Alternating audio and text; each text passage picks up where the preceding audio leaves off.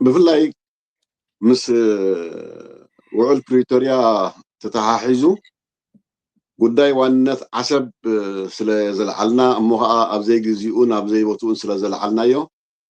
ازي ابل علي شعبيا وي دماني بل علي ارترا عبي قطع فتيلو ناب حجي سغاتني ኢትዮጵያ ኮይኑሉ ዘሎ ደረጃ በጽሕሎ ዩቲ ዘረባ ማለት ትገምጋማ ካብ አቢ አህመድ ንላዕሊ ጉዳይ ባህርን ጉዳይ ምድፋር ልኡላውነት ኤርትራ ዝመደረን ዝተዛረበን የለን ንሱ ግን ጻድቅ ክመስል ኣብዘይ እዋኑ አልዕልናዮ ኣብዘይ እዋኑ ተላዒሉ ተፈላለዩ ሰበስልጣናትን መኮንናትን ወወጽዮም ብዙ ብልዎ ንዓና ናብ ከቢድ ዲፕሎማሲያዊ ሽግረእቲና ኢሉ ክግምግም ሪናዮ እትንሶም ዋነት ቀይሕ ባሕሪ ዝምልከት ዘልዓልዎ ሕቶ ኣብዘይ እዋኑን ኣብዘይ ግዜኡን ጎጎዩ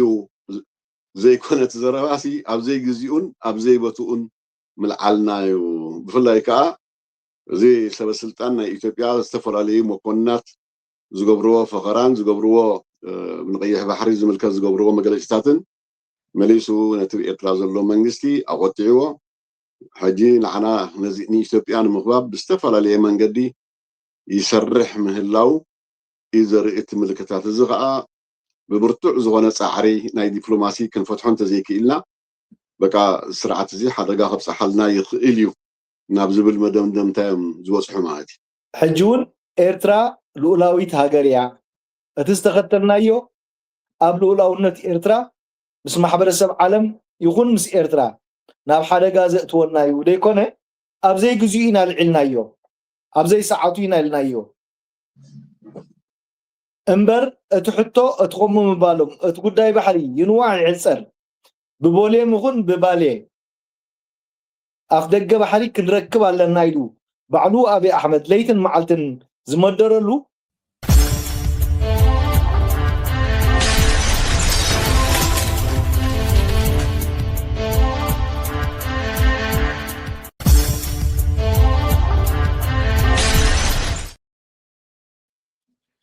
سلام زخبركم سمعتن تخاتلتن نايرر سري እንኳዕ ደሓን ሰላም መጻኹም ናብ ናይ ለማዓት ፈኖና ከም ኩሉ ግዜ ከዓ ሼር ላይክ ገርኩም ጀሚርኩም ናብ ካልእ ክባጻሕ ምሳና ሓቢርኩም ክትጸንሑ እንዳተመነና ከም ኩሉ ግዜ ምስ ክቡራት ኣሕዋት ሎሙን ኣብ ሰሙናዊ መደብና መጺናኩም ኣለና ሰላም እንኳዕ ደሓን መጻኹም ክቡራት ኣሕዋት መርሓባ ከመይ ቀኒኹም ኣብተ መዝሙር መስገን ከመይ ቀኒኹም سلام على مسجد كمان تكونوا هابتين نصراب مرحبا እግዚአብሔር ይመስገን ተጣፊና ቀኒና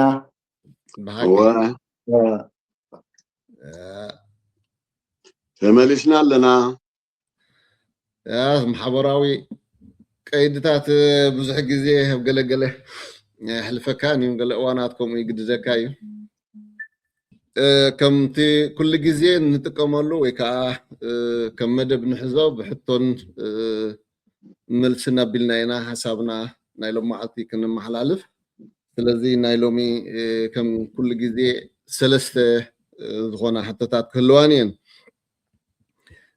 ከም ኩሉ ግዜ ንገብሮ መእተዊ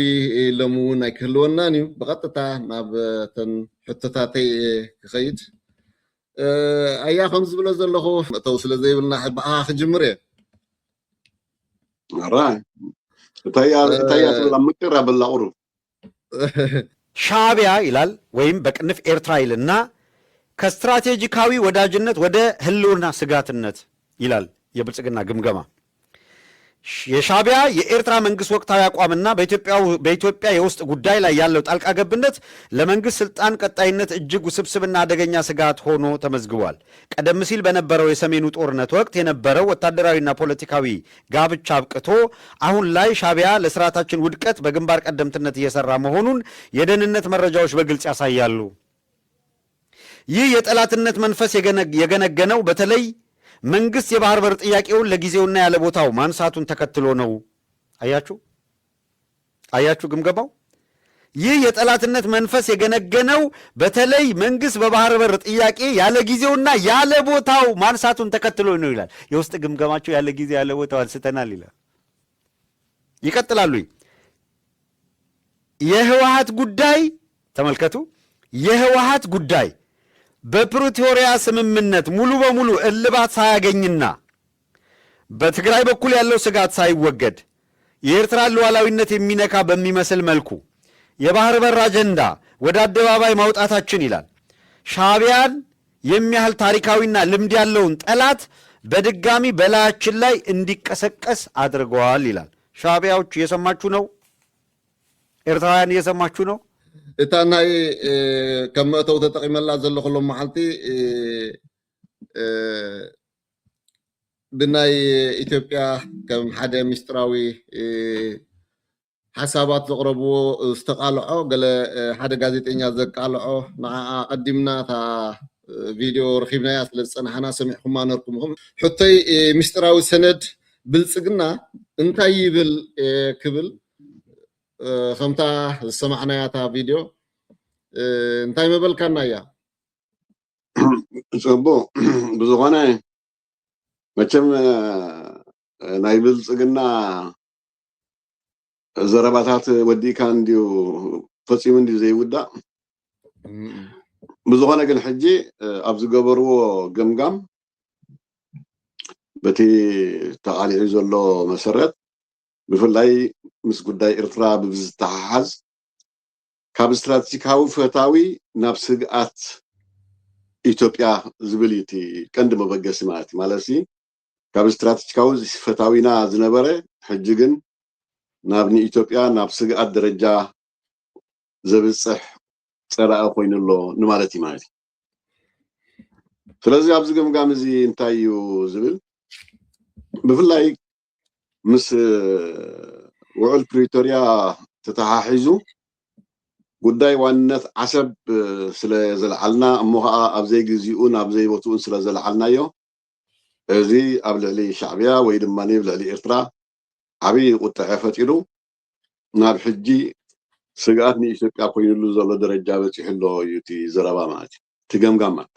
እቲ ገምጋም ማለት እዩ። ሕጂ ነቲ ገምጋም ነዚ ክገምግም እንከሎ በቃ እቲ ንቀይሕ ባሕሪ ብዝምልከት ዘለዓልናዮ ሕቶ ኣብ ግዚኡ ናብ እዋኑን ወይ ከዓ ቦትኡን ስለ ዘይነበረ ሻዕብያ ናብ ፀላኢ ተቀይሩ ከይዱ እውን እዚ ዝፈጥሮ ዘሎ ፅሙዶታት ንክፍጠር ምክንያት ከም ዝኾነ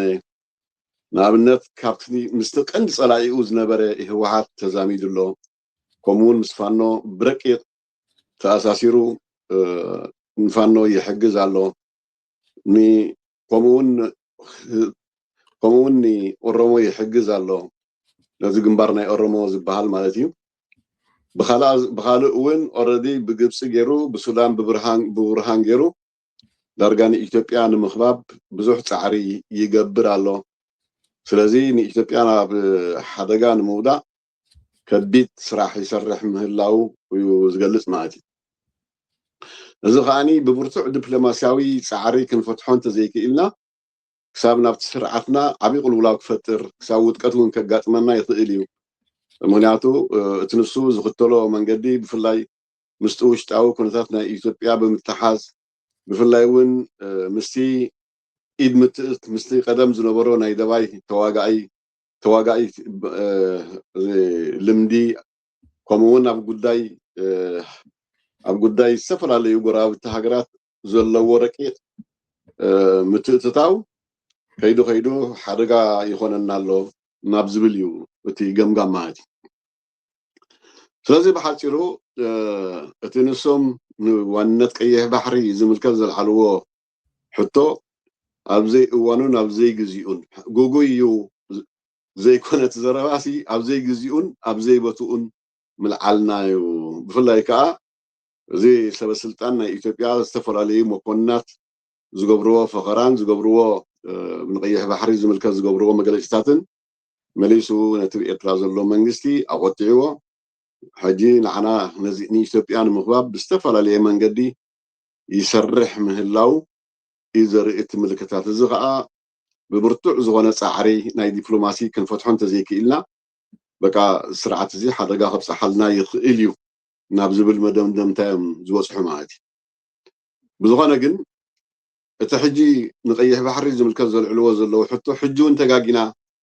بقى لو نتنا إتراز دفريو كنبل أي نبرنان أيكون أنت جمجام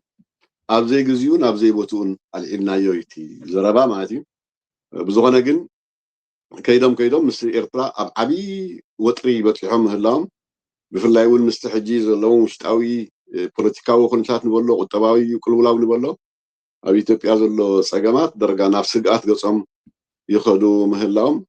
زي إرترا زلوا منجستي بتعمي عبي حدا قاعد سحلنا يخيليو بفلا مستقراي تزامي دلو مسفانو تزامي دلو كمون مس جنبار أورمون تزامي دلو كمون مس برهان كوينو مس قبسي تشاريخهم ممكن كهونا يفتون له فلازي نبع بالسقات نودق لنا ويكاني سقات نهلوننا يخون الله نابزبل جمجام بس يحلو بالسقنا كبالي كلمات بحسر زباله الراي طعم صبغتي حتى طلعت ان دحرك قصل مزمورتك حسس بالله با الراي مسافي عشان هو حاولنا صرابي له انتلو ابزي المثال استزنورو ناي جمجام اخيبا ناي بلصقنا نبلصقنا استراتيجيكاو صلاينا تغيروا استراتيجيكاو محزانا نبر زي كون يلوم ني ኢትዮጵያ يمزولو ኢትዮጵያ استراتيجيكاو صلايا ሆይኑ ትብትነና አይደልሎ ንብልጽግና ከፍርሰና ውን አይኮነን ዝብል ኢትዮጵያ ከበታትን ይዝብል ኣብ ኩሉ ትሕዝተታቱ ካብቲ ዘገርም ግን ሚኒስትራትን ዝተፈላለዩ ሓለፍትን ኣኪቡ ልክዕ ከም ቆልዑ ክጸርፍን ከዋርዶምን ምስሪኻዮ ጥራሕ ናይ በሐቂ እዚኦም ሲ ኣባላት ፓርላማ ድዮም ክትብል ይሕፍረካ كلهم جغرافو تقبلهم تصرفو ناي غوبو سبات يقوم ناي بشونا سبات يقوم مريت بشرشارو ناي تشوت سبات يقوم اوارد مسبليو اب غمغم ناي غداي إرتران إثيوبيان اتيو ابز زحلف 3 عامات كاب ابي احمد نلعلي غداي بحرن غداي مدفار لولاونت إرتران زمدرن زتزاربن يلن نسجن صادق كمسل ابزي اوانو العلنايو ابزي اوانو تلاعيلو تفلالو سبسلطاناتن مكونناتن ووصيهم بزبلو نعنا ناب كبيد دبلوماسياوي شغرتينا إلو كغمغم رينايو بمسرتو تغمغامهم حجون ኤርትራ ሉላዊት ሃገርያ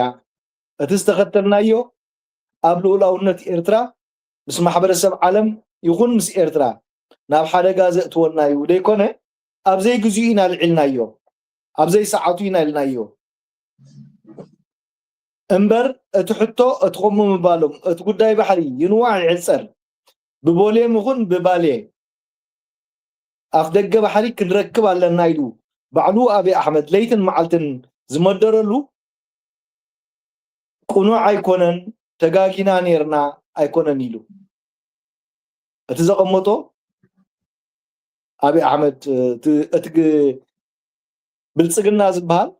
ገባርን ሓዳግናቱ ኣብይ ኣሕመድ እዩ ስለዚ ሽማዊ ፓርላማናቱ ሽማዊ ፖለቲካዊ ስልጣናቱ እሱ ብዝዝውሮ እሱ ብዝብሎ ድላይ ብዝገብሮ ንሱ ብዘዋፍሮም بولو بزبولهم زبلو نمبر كم حدا ود بوليتيكا وحيلي نبعلون نفس جمجيمو نجارات كابزباو منتهم تبقيسو حزباو مفتحي حزباوي حساب كقرب زغال حيلي كونن سلازي ازي ديكتاتورياوي بعلو توزبله ديكتاتور تطلعو بحري أباين أي بحرن حدا يمنعنا كاب بحري 50 كيلومتر دو 7 كيلومتر رحقنا أين ترفن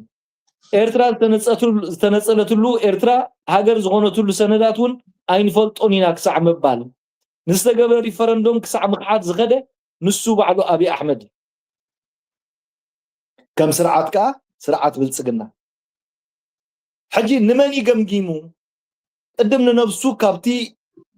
أبزل على الصفح زلو سلطان دي جمجيمو ويس أتحقيات نخالوت كسكم يفتينو انتلنا نبلصقنا يخسكمو فتينو نت بارتي ببيدو وننو وصيوم زبلوز نبر منبارهم يزغلص نير سلازي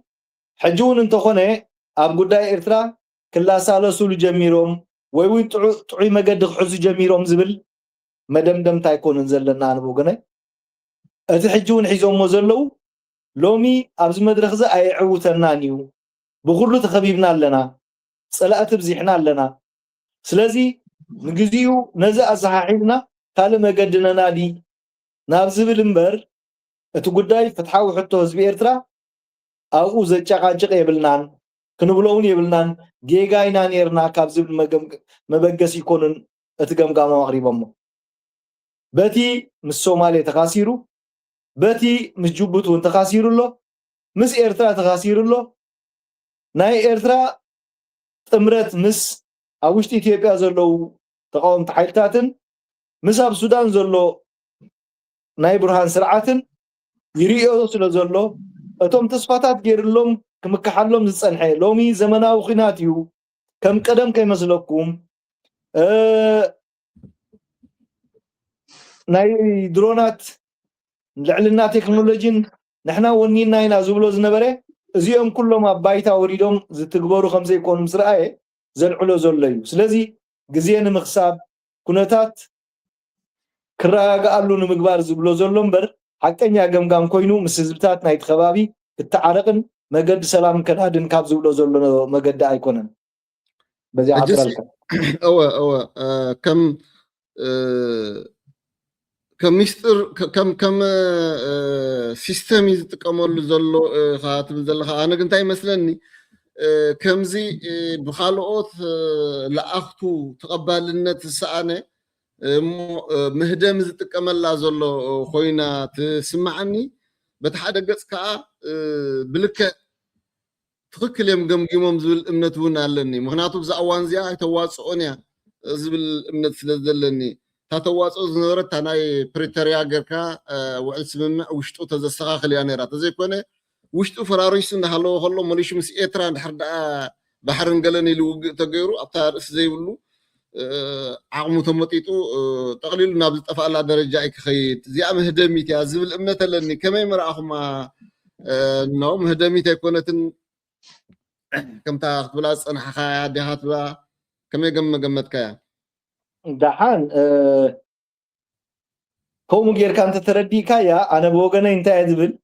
وا ادمزاناي ገምጋም متاومسي تركي كوينات كم زي واصوم كيدا زاراريباتهم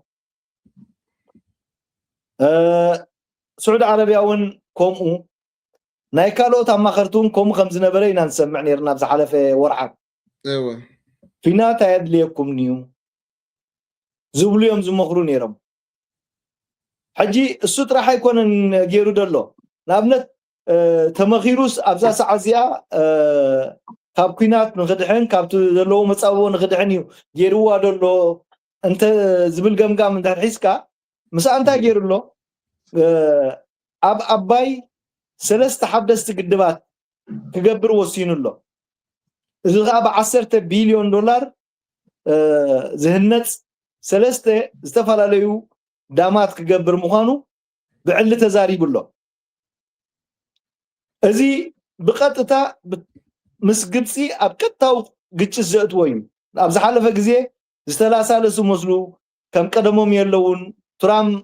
كعارقوكم يلوم نيرو قليلنا ازي مخر سميعو زغيد ايكونن كابت ديكتاتوريو بهاريو عندار زغونه اغابا كايدا يزغتل سلازي لب غيرو ويكا كم هدم خطقملا دليو ديكونه حدا نتي اوشت بارلامو زلو صقم بزحات كاوم كغحفموني كم متكاتا كالوت كتو سلاز دليو ምክንያቱ እቲ ውርደትን ፀርፍን ናብቶም መራሕቲ ዝነበረ ዘገርም እዩ ካብኡ ሓሊፉ ከዓ ሕጂ ኣብዛ ዘለዋ ኩነታት ምናልባት እስራኤል ክምውለካ ነቲ ዳም ግበሮ ኢሎም እንተኮይኖም ካልእ ነገር ክኸውን ይኽእል እዩ በዚ እተሃላልዋ ናይ ኢማራት ሕጂ ንሰለስተ ዳም ዘስርሕ ባጀትን ገለን ክስልዑሉ ይኽእሉ እዮም ዝብል እምነት የብለይን ወይ እውን ንመናወራ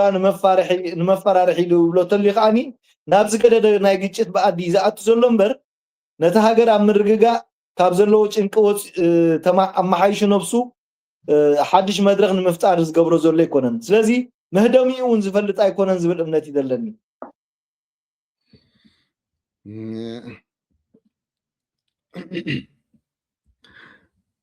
ኣብዛ ናይ ፕሪቶሪያ ከም ሓደ መዋዛፅኦ ግን ክግበር ዘይተኸኣለ ኢሉ ዲ ሓሊፍዋ ኣብታ ምስጢራዊ ዘይበረትለይ ነገር ኣላ ምክንያቱ ምስ ወያነ ከተሓሓዘን ከሎ እታ ፕሪቶሪያ እንታይ ኢሉ ኣነ የቕለብኩላ ሓሊፈ ነፀራ በብዚኣ እስኪ ኣብታን መጀመርያ ክትምልሳ ከለካ ኣብታ ናይ ፕሪቶሪያ ኦኬ ሕጂ እታ መጀመርያ እታ ኣቀዲምካ ዘለዓልካዮ ሕቶ ክምልሽ ክፍትን እየ እቲ ገምጋም ምግባር ፅቡቅ ይመቸም ግን እቲ ገምጋም ሓቀኛ ገምጋም ልባዊ ገምጋም ዶ ነይሩ እቲ ሕቶ ማለት ሕጂ ምስ ህዝቢ ኤርትራ ይኹን ምስ ካልእ ህዝብታት ብሰላማዊ ዝኾነ መንገዲ ክንነብር ንኽእል ኢና ተሓባቢርና ኣይኮነን ኢሎም ማለት ሕጂ እቲ ንሕና ንዋንነት ቀይሕ ባሕሪ ዝምልከት ዘለዓልናዮ ሕቶ ኣብዘይ ግዚኡን ኣብዘይ ቦትኡን ነይሩ ይትዘረባ ማለት ስለዚ እቲ ኣጀንዳ ኣሎ ማለት እዩ እቲ ኣጀንዳ በቃ ኣብዚ እዋን እዚ ከነልዕሎ ይነበረናን እምበር እቲ ንሕና ነልዕሎ ዘለና ሕቶ ቁኑዕ እዩ ወይ ከዓ እቲ ልዕላውነት ናይ ኤርትራ ዝደፍር ኣተሓሳስባ ካብ ሓንጎሎም ተሰሪዙ ክትብል ኣይትኽእልኒ ኢኻ ማለት እዩ ካልእ እንታይ ኣተሓሕዝ ሃብቲ ሕጂ ኣነ ከምቲ ዝበልካዮ ግዜ ንምሽማት ዝጥቀመሉ ምዃኑ እየ ኣነ ዝርኢ እንታይ ክብል ዘልያ ሕጂ ንኣብነት ሕጂ ኩናት ከይትገብር ብዙሕ ረዋሒታት ኣሎ እዚ ናይ ኢራን ጉዳይ ቀሊል ጌርና ክንወስዶ የብልናን ፅልዋ ኣለዎ ንኣብነት ነዳዲ ክሳብ ክንደይ ከቢሩ ኣሎ ንኣብነት ኣብ ኢትዮጵያ እንተመፂኻ 7 ሰዓት 8 ሰዓት ኣብ ሪጋ ናይ ነዳዲ መዐደሊ ዝስርዓ መኻይን ብዙሓት እዮም ማለት ስለዚ ውግእ ክትገብር ተኮይንካ ነዳዲ የድልየካ ስለዚ ነዳዲ ከዓ ሕጂ ዳርጋ የለን ኣብ ኢትዮጵያ ብፍላይ ሕጂ ግደፍዶ እዚ ናይ ነዳዲ ክብሪስ ንኢትዮጵያ ነቶም ዓበይቲ ሃገራት ዝበሃል እውን ቀጥቀጠት የለን ዘሎ እዩ ስለዚ እዚ ናይ ኢራን ኩናት ቀሊል ጌርና ይንውሰዶ ማለት እዩ ካልእ ኣሜሪካ ይኹን ወይ ድማ እስራኤል ሕጂ ኣብ ኩናት ኢራን ተሻቂሎም እዮም ዘለዉ እምበር ነዚ ናይ ኣብይ ጉዳይ ትኩረት ገይሮም ክሪእዎ ይኽእሉ እዮም ኢልካ ዝረአ ኣይኮነን ማለት ብዓብዩ ከዓኒ እታ ዝተኣመነላ ኢማራት ካብተን ቀንዲ ተጠቃዕቲ ናይ ወሽመጥ ሃገራት ኮይና ኣላ ማለት እዩ ስለዚ ካብ ኢማራት ክረኽቦ ዝኽእል ደገፍ እውን ዳርጋ ዕፁው ይኸውን ኣሎ ማለት ስለዚ እዚ ኩሉ እዚ ኣብ ግምት እቲኻ በዚ ዝተጋማገመ በዚ ዝተላሳላሰ ገምጋም ጌርካ ንክዘልቕ ንክሓልፍ ወይ ከዓ ከም ታክቲክ ከም ስልቲ ክጥቀሙሉ እምበር ናይ ብሓቂ እቲ ንሶም ክብልዎ ዝፀንሑ ኣብ ኤርትራ ወይ ከዓ ኣብ ልዕላውነት ናይ ኤርትራ ዝህልዎ ረዋሒ ወይ ከዓ ህዝቢ ኤርትራ ዝህልዎ ስምዒት ወይ ድማ ምስ ህዝቢ ኤርትራ ይኹን ምስ ካልኦት ሃገራት ተረዳዲእና ተሰማሚዕና ብሓባር ክንረብሕ ኢና ካብ ዝብል መንፈስ ዘይብገሱ ምዃኑ እዩ እቲ ገምጋም ንዓይ ዘርእየኒ ማለት እዩ እዚኣ እታ ቀዳመይቲ ሕቶያ ስለዚ ኣብዚ እዋን እዚ ክትግምግም ከለካ ሃብተ ምስ ኩናት ኢራን ብምትሓሓዝ ممكن حجي أبز وانزي كينات كجبر له زخيل أبي بزح عدلات يبلون كتب التغليها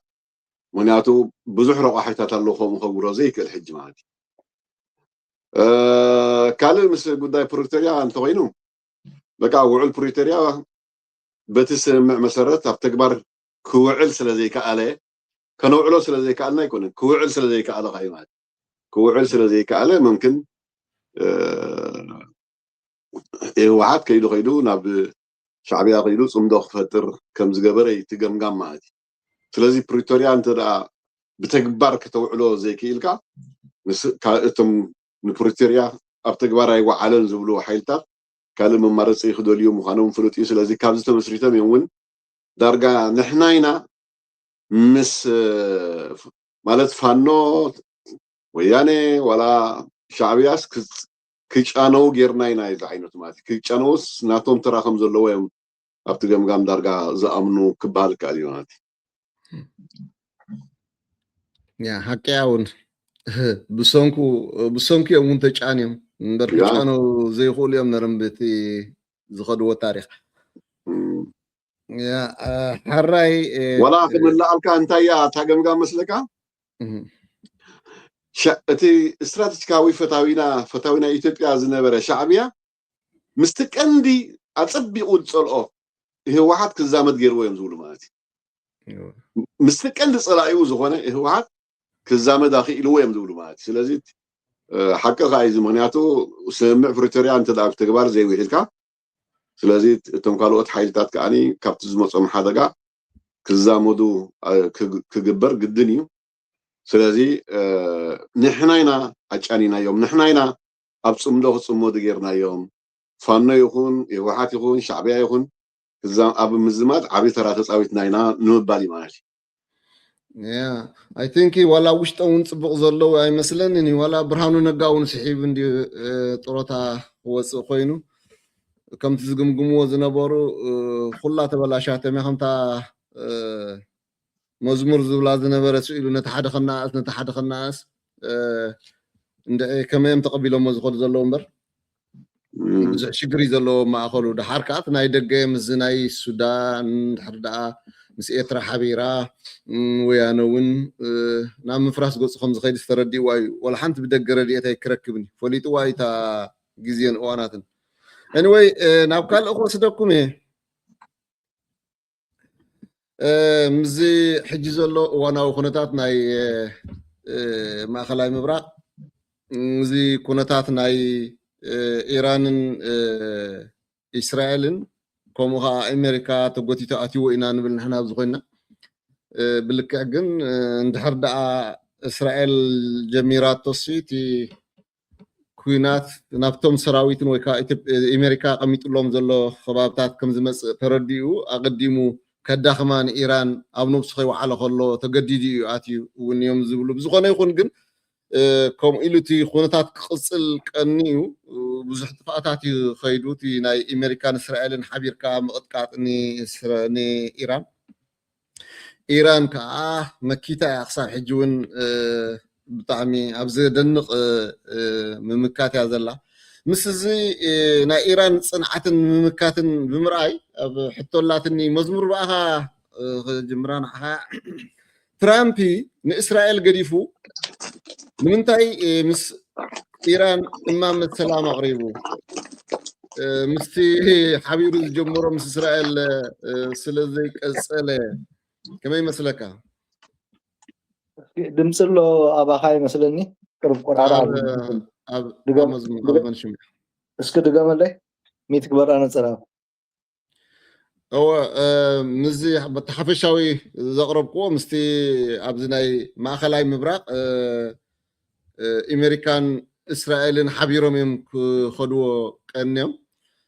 ኢራን ከዓ ፀኒዓ ስና ነኺሳ ክሳብ ሕጂ ትምክት ምስ ምፅንሓ እቲ ጉዳይ ግዲ ዘየዋፃፅእ ኮይኑ ትራምፕ ናይ ሰላም ፃውዒት ፀዊዒ ኣሎ ስለዚ እንታይ ኢለታ ሕቶ ትራምፕ ንእስራኤል ገዲፉ ንምንታይ ምስ ኢራን እማመ ሰላም ኣቕሪቡ ኣይመስለካ ብመሰረቱ ኣብቲ ተዋቃዓ መግለፂ ትራምፕ ከም ዝበሎ ንሰላም ክደራደሩ ፍቃድ ሓቲቶምኒ ኢራናውያን ንሰላም ክቅበሉ ብመንጎኛ ሓቲቶምን ኣለዉ ኢሉ ቀዳምነት ኢራናውያን ከዓ ንሕና ኣይሓተትናን ምስኡ እውን ኣይተራኸብናን ኢሎም እዮም ብንፅርታ ተኾነ ንሱ بمسألة تسوم زقرب لي طلب على 15 نطبي ناي سلام مزاتي لي يخلوم الله تندي أخلوكم اليمسي شو عطا معلتي شو نو صقم يلن 10 معلت خبكم إلى يوم كومون شو منتدين ولا 10 ناين دادي مراخب أحليفهم لي كبليو قليص وترام انتدا شو منتدين شو عطا مراخب أحليفهم لي الكا السخاليكم كا العلواي يدلك افتبوتاس إيراناوياني مافتبوتا العلواي يدلوهم كاب أفو بزركب زلوت ملسي كلايكا إيراناويان نحنا استزاتنا يلن زتراخبنا يسب يلن يلوم دحيرو جن بمجدي باكستان أمريكا بعد 15 نت بزلوه قلبات ناي مزاتي تمزل أخون أقدمهم كإيراناويان ترجم زي يقولوا ورقتيو كبلو مليسوملو عبد الحليم استجبره بعد 5 نت بناتهم نتي نايترام ملسي نتي بوهم استلاخ ملسي سديدهم مالت كل وتهدراو مدبرات نايتن ناي أمريكا أبتخباب زلو لقيقو خوص اتنافتن هاجرات زقبر متقعتي تطو كبلو زبلت ألب سلز نبورو كل وتهدراو تكالات ناي أمريكا أبتن كباب هاجرات زلو لقيقو خوص كغحسون ني حزبي إيران موديق هرمز ناي إيران مخانو بعلي كأمنو زبلوت ألبات عبيت ألبات أغريبهم لهم باتي لهم مدلون 10 معلتي لهم 10 معلت قريبي لهم درو على 30 دلنا أبز 10 معلتي انتاي كقبري خنرينا مغنياتو قدم 4 معلتي بكميلو سقع عرب قصيروهم دلواتنا دلنا مس بلوغا ملشو 10 معلت دو 16 معلتنا مبالاتيو ترام بنصل ن إيراناويان ملخت مسدادو بوليتيكاو سلطانو أب حدقا يأتخم زلوري إلو بقندو خا إسرائيل أبزهو قمز زأتو ناتانياهو مخانو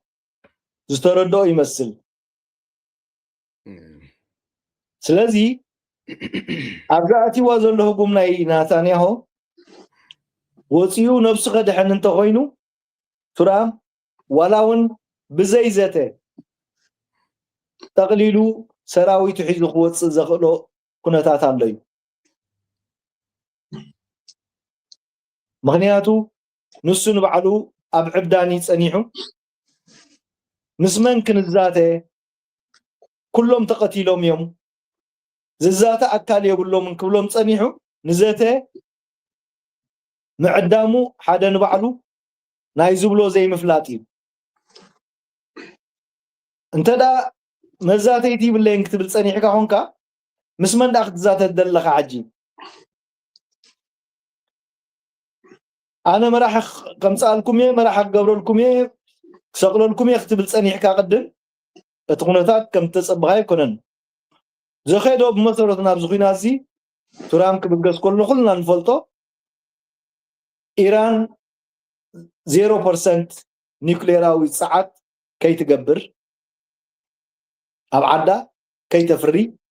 زولو ناي نيوكليراوي رياكتر كعدسو أتي أقدما زقمتو على 400 كيلوغرام كتركب زتقلبي نيرو بقندو أخبقاسون كلفت مجمرتو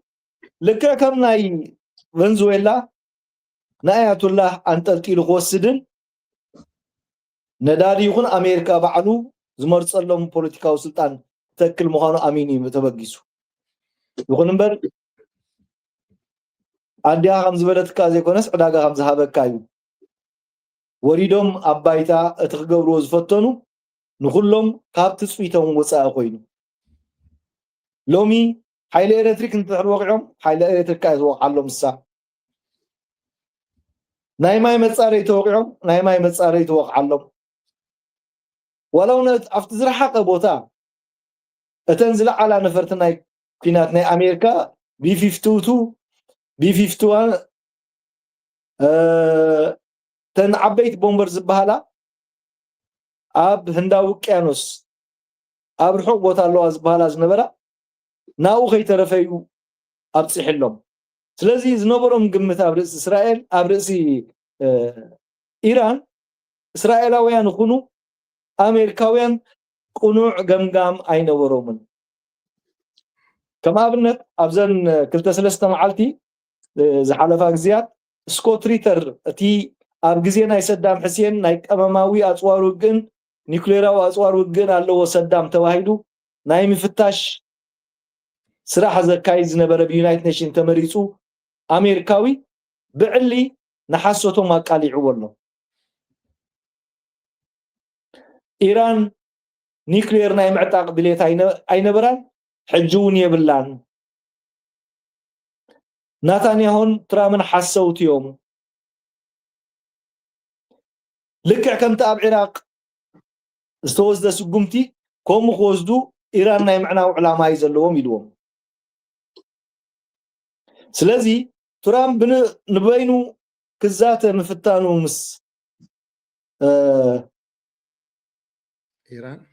ምስ ኢራን ንእስራኤል ገዲፉ ንሱ ዝሕዞን ዝጭብጦን ነገር ጠፊእዎ ኣሎ እስራኤል ግን እትገብሮን ትወስዶን ስጉምቲ ትፈልጥ ኣላ ንትራምፕ ጎጎቲታ ኣብ ሓደጋ ተእትወላ ስለዚ ሕጂ ኣብ ቀረባ እዋን ዳግማይ ምርጫ ገምጋም ናይ ዝሓለፈ 2 ዓመት ኣለዎም እንሆለሎም ንሪኦ ኣለና ኣሜሪካ ብምልእታ ኣብ ከቢድ ሰላማዊ ሰልፊ ኣትያላ ፖለቲካዊ ስልጣን ናይ ትራምፕ ሕጂ ነቲ ንምዝታይ ኢሉ ቆፂርዎ ዘለውን ግዜ ዝህቡ ኣይመስልን በህዝቢ ኣሜሪካ ኣብ ከቢድ ሓደጋ ዘእቱ ሰላማዊ ሰልፊ ፀረ ትራምፕ ዘውዳዊ ስርዓት ያድልየናን ናብ ምባል በፂሖም ኣለዉ ስለዚ ፖለቲካዊ ስልጣኑ ንክዕቅብ ኢሉ ንእስራኤላውያን ገዲፉ በይኑ ክዛተ ዝመረፀ ኣራይ ኣያ ኣብ ኣስኬ ወላ ሕቶይ እውን ምስታ ናይ መዝሙር ዝኽብላ ዝፀንሐ ብምትሓሓዝ ክትልክማ እውን ትህልወካ ኢለ ዝረኣኽዋ ትራምፒ ጥራሕ ነታ ሰላም ኣይኮነን ፃዊዒት ገይሩ ዳርጋ እዚ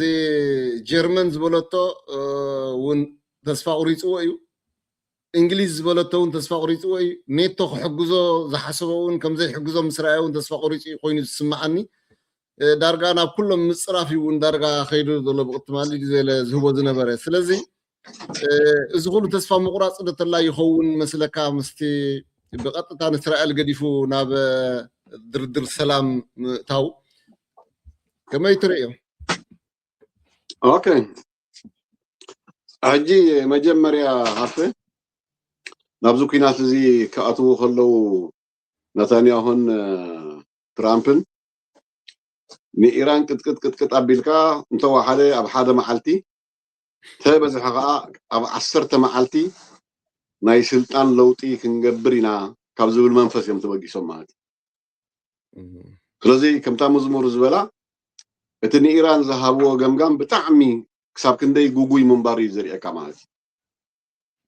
ስለዚ እቲ ሓሳቦም ዝነበረ እንታይ እዩ ንኢራን ከቢድ ድብደባ ጌርካ በቃ ስርዓት ቀይርካ እቲ ብፍላይ ብኣሜሪካ እቲ ቁጠባዊ ረብሓታት ከመይ ጌርካ ናብ ኣሜሪካ ተእትዎ እዩ ነይሩ እቲ ዕላማ ማለት እዩ ሕጂ ብዚ እንታይ ተፈጢሩ ምስ ኩናት ኢራን ተተሓሒዙ እንተልና ሓደ ኢራን ብክልተ መንገዲ እዮም ከይዶሞ ማለት ሓደ እቲ ኩናት ክሰፍሕ ገይሮሞ ብፍላይ ኣብዘን ወሽመጥ ሃገራት ወሽመጥ ዝበሃላ ክሰፍሕ ገይሮሞ ከላይ ከዓ እቲ ኩናት ቁጠባዊ ቅልውላው ከም ዝፈጥር ገይሮሞ ማለት ወይ ከዓ ቁጠባዊ ውግእ ገይሮሞ ማለት ካብ ፖለቲካዊ ጉዳይ ንላዕሊ ቁጠባዊ ቅልውላው ከመይ ብዓለም ክፈጥር ከም ዝኽእል ገይሮሞ ማለት እዩ ስለዚ እቲ ኣብ ሓደ መዓልቲ ወይ ኣብ ሓደ ሰሙን ክውድእዎ ዝሓሰቡ ኩናት በቃ ተናዊሑ ንህልካሎ ምልክዕ ወርሒ ኮይኑሎ ማለት እዩ ወላ ኢራናውያን ተሪኢኻ እውን ንሕና 6 ወርሒ ይኹን ዓመት ይውሰድ ክንቅፅል ኢና እዮም ኢሎም ማለት እዩ ስለዚ ከምቲ ዝሓሰብዎ ኣብ ኢራን ስርዓት ከፍርሱ ኣይከኣሉን ስለዚ እቲ ኩናት ከዓ እንዳተናወሐ ከይዱ ማለት እዩ ሕጂ ትራምፕ እንታይ እዩ ከሲሩ ሓደ መጀመርያ ኣብ ማሕበረሰብ ናይ ኣሜሪካ ኩናት ምስ ኢራን ቁኑዕ ኣይኮነን ዝብል እንዳበዝሐ ይመፅእ ማለት እዩ እዚ ሕጂ ካብ ኣባላት ፓርላማ ውሰድ ቶም ዲሞክራቲክ ይኹን ወላ ሪፐብሊካን ዝበሃሉ ዝቃወሙ ኣብ ህዝብን ተወሲድካ ከዓ ዛቲ ማል ዝርአናያ ሰላማዊ ሰልፊ ክሳብ 8 ሚልዮን ዝኾነ ህዝቢ ኣብ ዝተፈላለየ ከተማታት እዩ ሰላማዊ ሰልፊ ገይሩ ማለት እዩ ስለዚ ኣብ ውሽጣዊ ሓድነት ናይ ኣሜሪካውያን ዓብይ ምንድጋዕ ፈጢሩ ማለት እዩ እዚ ሓደ እዩ ማለት እዩ ካልኣይ ነገር እቲ ኩናት ብምስፍሑ ኣብ ብዙሓት ሃገራት ዳርጋ እቲ ቅሬታ እንዳበዝሐ እውን ከይዱ ማለት እዩ ብዓብዩ ከዓ ከምቲ ክትብሎ ፀናሕካ ካብ ሃገራት ምዕራብ ናይ ኤውሮጳ ክረኽቦ ዝኽእል ደገፍ ትፅቢት ነይርዎ ካብ ኒቶ ፅበዮ ነገር ነይርዎ እዚ ኩሉ እውን ፈሺሉ ማለት እዩ ምክንያቱ ፈረንሳ ጀርመን ዋላ ኩለን እየን ዳርጋ ተቃዊመንኦ ባዕልኻ ውፃእዮ እምበር ንሕና እዚ ኩናት እዚ ኣይንፈልጦን ኢና ኣይተሓበረናን ስለዚ ንሕና ንኣትወሉ ኩነታት የለን ስለ ዝበሎ ኣብ ኤውሮጳ ብምሉእ እውን ከሲሩ እዩ ማለት እዩ ስለዚ ዳሕራይ ከዓ እቲ ብዓብዩ ከዓኒ እቲ ናይ ኢራን ሓያልነት ወይ ድማኒ ፅንዓት በቃ ኣብ ዘይድለ ገፁ ይኣቱ ምህላው ትራምፕ እንዳረኣየ መፅኡ ማለት እዩ ኣብ ርእሲኡ ክሳብ ሕጂ መቸም ወፃኢ ናይ ኣሜሪካ ናይ እስራኤል ቀሊል ኣይኮነን ወላ እውን ኣብ ዝሓለፈ እንታይ ኣለና ዳርጋ 200 ቢልዮን ዝኸውን ነቲ ኩናት መዛዘሚ ኢሉ ንሓቲቱ ክሳብ ሕጂ እውን መልሲ ዝረኸበ ኣይኮነን ማለት ስለዚ ትራምፕ ምንታይ ኣትዩ እንተልካ ኣብ ዓቕሊ ፅበት እዩ ኣትዩ ማለት እዩ ስለዚ ኣብ ዓቕሊ ፅበት ምስ ኣተወ ንሱ እዚ እማመ ናይ ሰላም ኣምፅኡ እስራኤላውያን ከዓ ኣይኮነን እቲ ኩናት ክቅፅል ኣለዎ ዝብል ስምዒት ወይ ድማ መርገፂ ዘለዎም ማለት እዩ ወላ እውን ኣብ እስራኤላውያን ተመፂኻ እውን ዳርጋ ሕጂ ኣብ ትራምፕ ዝነበሮም ደገፍ ብህዝቢ ደረጃ ማለት እየ ዳርጋ ከሲሩ እዩ ማለት እዩ ስለዚ ትራምፕ ብኩሉ ይኸሲሩ ማለት እዩ ኣብ ዓቕሊ ፅበት ኣትዩ ኣብ ዓጀውጀው ኣትዩ ሎሚ ዝህቦ መግለፂ ፅባሕ ኣይደግሞን እዩ ብዝተፈላለየ መንገዲ ማለት እዩ ሕሰቦ ሕጂ ከምቲ ዝበልካ ከም ሓደ መራሒ እሞ ናይ ኣሜሪካ መራሒ ሓያል ትበሃል ሃገር ዓባይ ትበሃል ሃገር ትማሊ ምዚኦም ኣይክንዝትን ኢና ሞይቶም እዮም ኩሎም ስለዚ ምስ መን ክንዝቲ ዝብል ዝነበረ መራሒ ግን ሕጂ ተቐዳዲሙ እቲ ናይ ሰላም እማመ ዝኣወጀ ባዕሉ እዩ ማለት እዩ እዚ ክሳብ ክንደይ ተገራጫዊ ምዃኑ እዩ ዘርእየካ ከይዱ ከዓኒ ሓንቲ መተካእታ ክትኮኖ ወይ ከዓኒ መምክን ኣብ ህዝቢ ተቐባልነት ከተርክበኒ ትኽእል እያ ኢሉ 15 ነጥቢ ድርድር ኣቢሉ በዚና ክንዝቲ ኢሉ በዚ ከዓ ሽምግልና ዳርጋ ስዑድያ ቀጠር ቱርኪ ግብፂ ዘለዎ ዳርጋ ኣብ ሰላም ኣባድ ፓኪስታን ሓዊስካ ማለት እዩ ዘተ ክገብሩ ጀሚሮም ኢራን ትማሊ መልሲ ሂባ ኣላ ማለት እዩ እዚ ቀሪቡ ዘሎ ፍጹም ኣይንቕበሎን ኢና ኢሎም ኣለዉ ማለት እዩ ስለዚ ትራምፕ ሕጂ ዘሊሱ ኣብ ዓቕሊ ፅበት እዩ ዝኣቱ ዘሎ ማለት እዩ ሕጂ ካብዚ ተበጊስካ ክትሪኦን ከለኻ ትራምፕ ኩሉ ግዜ ተገራጫዊ መግለፂ ክህብን ኣብ ዓቕሊ ፅበት ወዲቑ ምህላውን ኢኻ ክትርኢ ትኽእል ማለት እዩ ስለዚ ብጣዕሚ ከቢድ ዝኾነ ዓቕሊ ፅበታዊ ቅልውላው ኣትዩ ኣሎ ክወፀሉ ብዘይክእል መንገዲ ከዓ ማለት እዩ ሕጂ ኣብዚ ክልተ ነገር እዩ ንሪኦ ማለት እዩ ወይ ከምታ መዝሙር ዝበላ በቃ ጠቕሊሉ ክወፅእ ክፍትኒ ወይ ድማኒ ከምዚ እንታይ ዝበሃል ናይ ዓቕሊ ፅበት ሞት ክመውት ክፍትን እዩ ማለት እዩ ኣነ እኳ ብርእይተይ እታ ናይ ዓቕሊ ፅበት ሞት ክኸዳ እዩ ዝብል እምነት እዩ ዘለኒ ምክንያቱ እዚኣ ተሳሒርካ ምውፃእ ማለት በቃ እምበር ሕጂ ንኣብነት እንተሪኢናዮ ሰራዊት ይሰድድ ኣሎ ከርቂ ክንሕዛይና እዚ ሄርሙዝ ክንዓፅዋይና ክንፈትሓይና እንዳበለ ይፍክር ኣሎ ሰራዊት እውን ይሰድድ ኣሎ ማለት እዩ ስለዚ መምክን ንሱ ከም ግዜ መናውሒ እዩ ኣነ ወሲድዎ ዝብል እዚ ናይ ዘተ ሰላም ዝበሃል ገለገለ ፖለቲካዊ ኩነታት ንምምዕራይ ዝፃወቶ ዘሎ ድራማ ዳ እምበር ናይ ብሓቂ እውን ምስ ኢራን ሰላም ንምግባር ዝዓለመ እዩ ኢልካ ክትሪኦ ኣይትኽእልን ኢኻ ማለት እዩ ስለዚ እቲ ኩናት እንዳሰፍሐ ኸይዱ ተቐባልነት ናይ ትራምፕ ኣብ ኩሉ ኣብ ሃገራት ምዕራብ ተመፂኻ ተቐባልነት የብሉን ኣብ ኤውሮጳ ተመፂኻ ተቐባልነት የብሉን ኣብ ሃገራት ዓረብ ተመፂኻ ንዞም መዓልቲ መዓልቲ ዝዝውው ዘለዉ ህዝብታት ተቐባልነት የብሉን ኣብ ውሽጣዊ ሓድነት ናይ ኣሜሪካ እውን ባዕሉ ዓብዪ ቅልውላው ፈጢሩ ኣሎ ስለዚ ካብዚ ኩሉ እዚ ተበጊሱ በቃ ትራምፕ ናብ ከቢድ ዓቕሊ ፅበት ኣትዩ ምህላው ኢና ክንርኢ ንኽእል ማለት እዩ ኣባሲ ናብታ ናይ ብቐዳማይ ሕቶ ክትወስደኒ ዳ ትኸውን እያ እምበር እዚ ሕጂ ትራምፕ ክብሎ ዝቐነሲ ናብ ሳልሳይ ኩናት ዓለም ክወስደና ይኽእል ናብታ ናይ ብቐዳማይ ዝሓለፍናይ ሕቶ ዳ ትወስደንላ እምበር ምክንያቱ እንታይ እንትተዓዚብኩም ኮንኩም ስለዘይሓገዝዎስ ናብ ምፅራፍ ኣትዩ ኣሎ ንኤውሮጳ ሃገራት ንኩለን ፀሪፍዎን ድኹማት ብኢኮኖሚ እንታይ ከለዎን ሓንቲ እማመ ኢኮኖሚ የብሎም ኣኽእሎ የብሎም ዜሮ ዝኾነ ዓዲ እዮም እንዳበለ ካብ እንግሊዝ ጀሚሩ ንኩለን ነዘን ናይ ኤውሮጳ ዓድታት ኣብቲ ኔቶ ዘለዋ እንደገና ከዓ መጨረሻ ንጀርመን ከምዚ ተዘይትኸውን ነራ ተዛራቢ እንግሊዝኛ ይምኾንኩን ዝዓይነቱ እንታይ ማለት እኳ ኣይተረዳእትንን መዓት ስደት እያ ሰዲዳ ሕማቕ ዓዲ ብምሕዳራ ሕማቕ ንምባል ይመስለኒ ስለዚ እዚ ንኩለን ምፅራፉን እንደገና ከዓ ሰላም እዋጅ ከዓ ሕጂ ከምታ ዝበልካያ እንዲ ኣነ እውን ዝብላ ንግዜ ንምሽማት እምበር መታለሊ እንዲኦም ዝብልዎ ኢራናውያን እውን ኣይኣመንዎን ከምኣ እውን ክትከውን ትኽእል እንዲያ ግን ንኩለን ምንኣስን ምፅራፍን ምስ ምኻዱ መልሲ እንድሕር ሂበን ናብ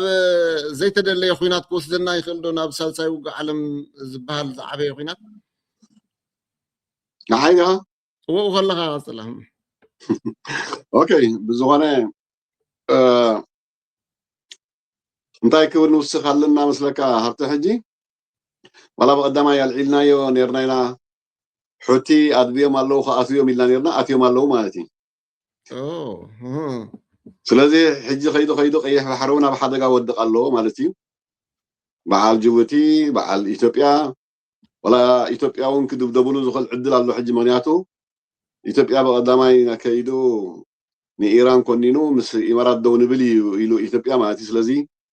ኢትዮጵያ ኬንያ ጅቡቲ እዚአን ኣብ ሓደጋ ምህላወን ንርአ ብዓብዩ ግን ቀይሕ ባሕሪ እንድሕር ኢትዮጵያ ተድሕነና እንዲያ ንቀይሕ ባሕሪ ኣይትከላኸለልና እንዲያ ኢትዮጵያ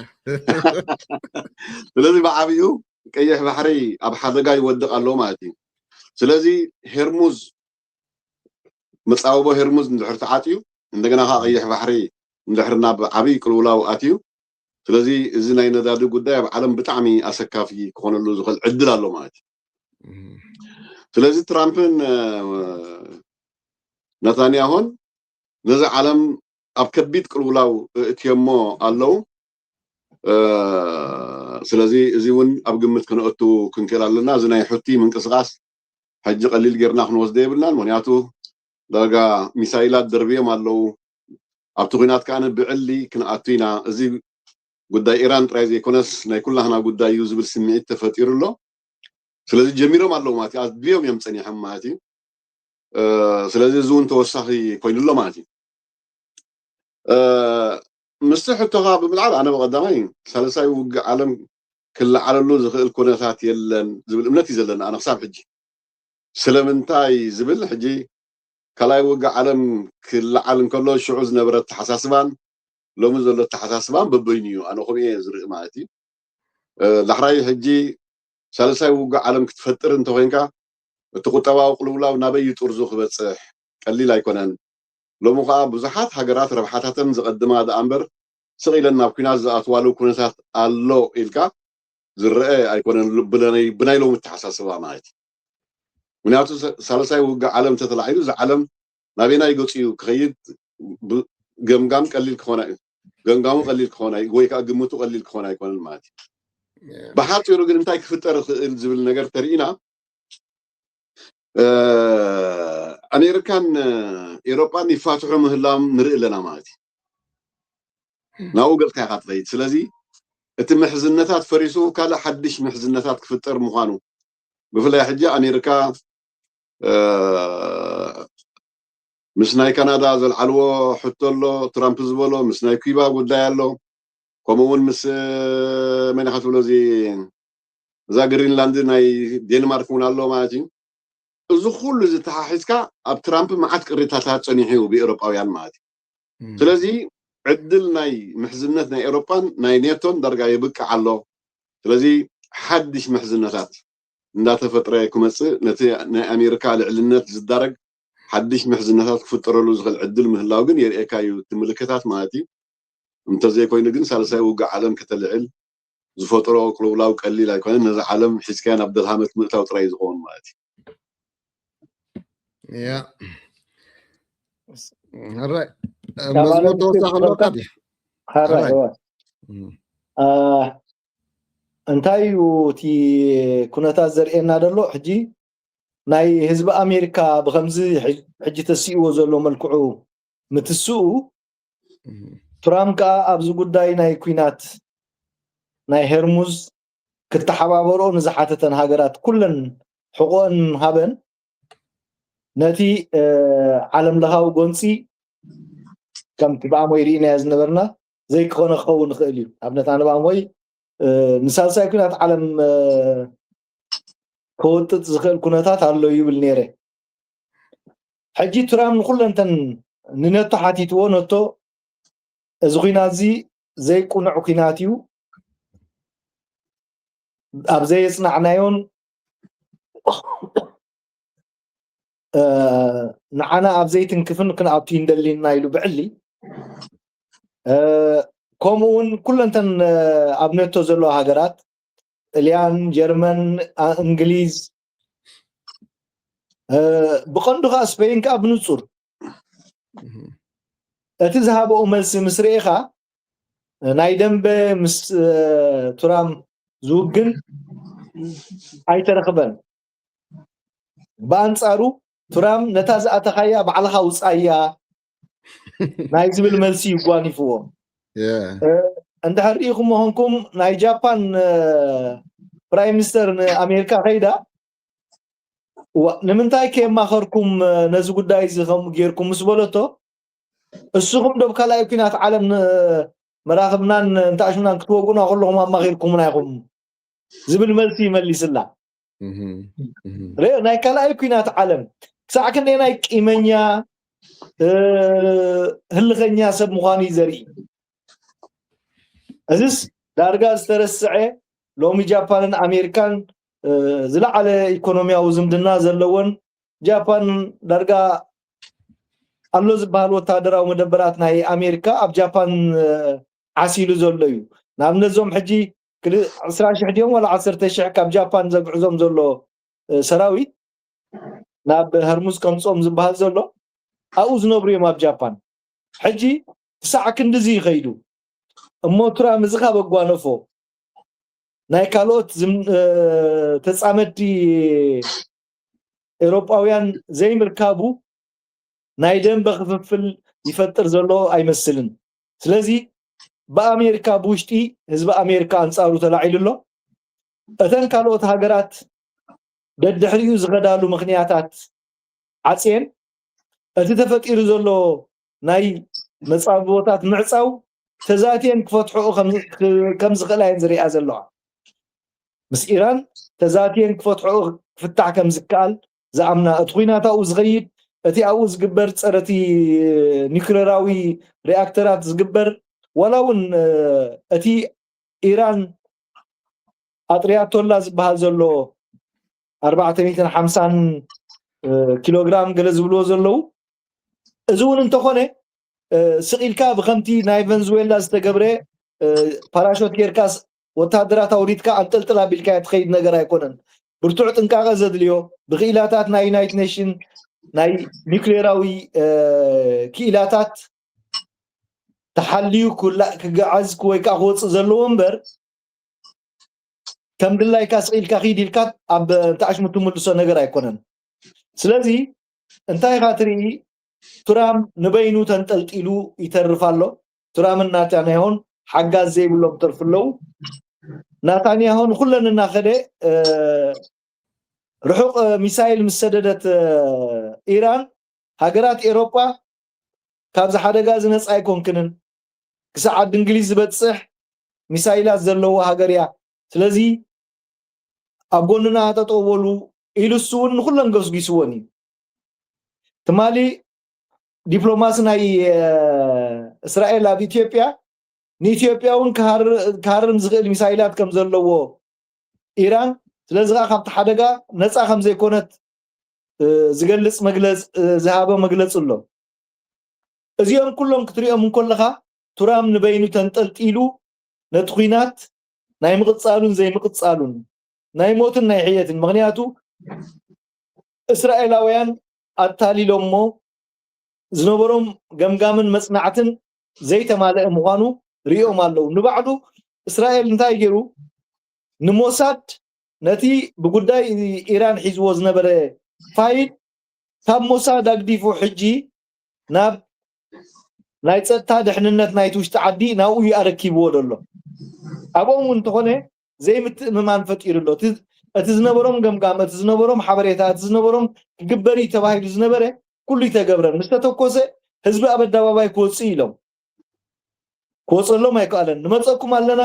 ኣብ ፅርግያታት ውፁ ሆበሉ ብሎም ነይሮም በአንጻሩ ክወፅእ ይከኣሉን ካብኡን ላዕሊ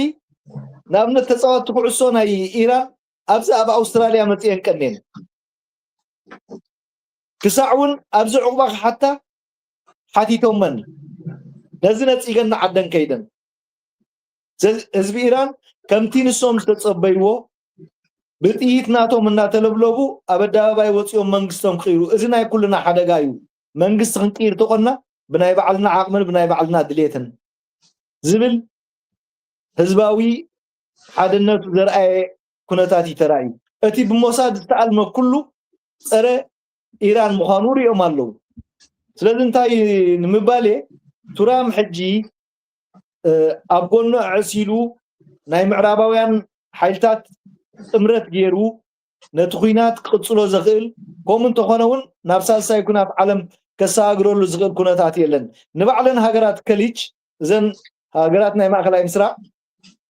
ኣብ ክልተን ተመቂለን ቀጠርን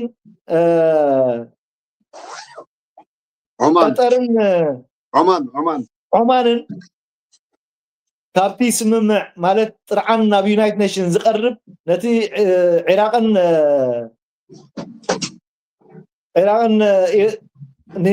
ኢራቅን ኢራንን ዝኸስስ ዝነበረ ፋይልን ኣብ ምፍራም ነፂገን ነቲ ጉዳይ ከም ዘይቅበሎ ኣነፂረን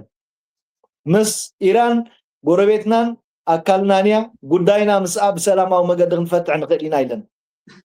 ስለዚ ንኣሜሪካ ዋላ ካብ ሃገራት ማእከላይ ምስራቅ እውን እንተኾነ ደገፍ ክረክብ ኣይከኣለን ስለዚ ከይዱ ፈትዩ ፀሊኡ ወይ ዘለዎ ሓይልታቱ ጠቕሊሉ ንሃገራት ማእከላይ ምስራቅ እውን ጠንጢንዎን ከይድ እዩ እንተዘየለ ከዓ በአሜሪካ ደረጃ ብውሽጢ ህዝቢ ኣሜሪካ በዝካየድ ዘሎ ናዕቢ ካብ ስልጣኑ ዝወርደሉ ብሰላማዊ ኣገባብ ዘይኮነስ ተጎቲቱ ናብ ቤት ማእሰር ዝኣትወሉ ኩነታት እውን ክፍጠር ይከኣል እዩ ስለዚ ካብቲ ናይ ሳልሳይ ኩናት ዓለም ካብ ናይ ኢኮኖሚያዊ ቅልውላው ናይ ዘለና ሃዋሁ ከውፃና ዝኽእል እቲ ናይ ህዝቢ ኣሜሪካ ናዕቢ እዩ ሕጂ ግን እግረ መንገዲ ሃሲ ኣሜሪካ ተኻዒባ ዶ ትብል ሓያል ዓባይ ሃገር እያ እንዳተባሃለት ነይራ እቲ ዓቕምታታ ብዙሕ ከምዚ ንሪኦ ዘለና ኣብ ኢራን ጥራሕ ኸማን ተፈቲና ክብለካ ይኽእል እዩ እንተስ ይትረፍ ዓለም ሙሉእ ከምቲ ብስእልካ ገምጋም ተፍርሕ ዝነበረት ዜሮ ክትብላ ትኽእልካ ከመይ መበልካ እያ እዚኣ ዝተገምጊማ ዶ መበልናያ እቲ ሓያል ሃገር ዓባይ ሃገር ሕጂ ትዕብየት ኢኮኖሚ ዓብይ ኢኮኖሚ ከም ዘለዎ ኣሜሪካ ሓያል ሃገር ምዃናን በዚ ኣብ መንጎ ኢራንን ኣብ መንጎ ኣሜሪካን ዘሎ ኩናት ኣወዳዲርካ ኣሜሪካ ሓያል ኣይኮነትን ንምባል ዘኽእል ኣይኮነን እቲ ኣብ ኢራናውያን ዝወርድ ዘሎ ናይ ምፅዋር ክእለቶምን ብቕዓቶምን እንዳእዩ ሓያል ደሎ እምበር እሶም ብዓይኒ ኢራን ትውንጭፎ ደላን ኣሜሪካ ዝውንጭፎ ዘለዎ ኣፅዋራትን ዝወዳደር ኣይኮነን መጠን ናይ ዘፈጥሮ ዘሎ ህልቂት እውን እንተሪኢና ናይ በዓል ኣሜሪካ ቀሊል ነገር ኣይኮነን حاجة حيالا يكونتن كنبلا ينخلينا جنكا حيلي أمنتايو فتحاولنا زي ولا حيلي عماس حيليو سلازي خايا أب فيتنام تسعيرا وطيا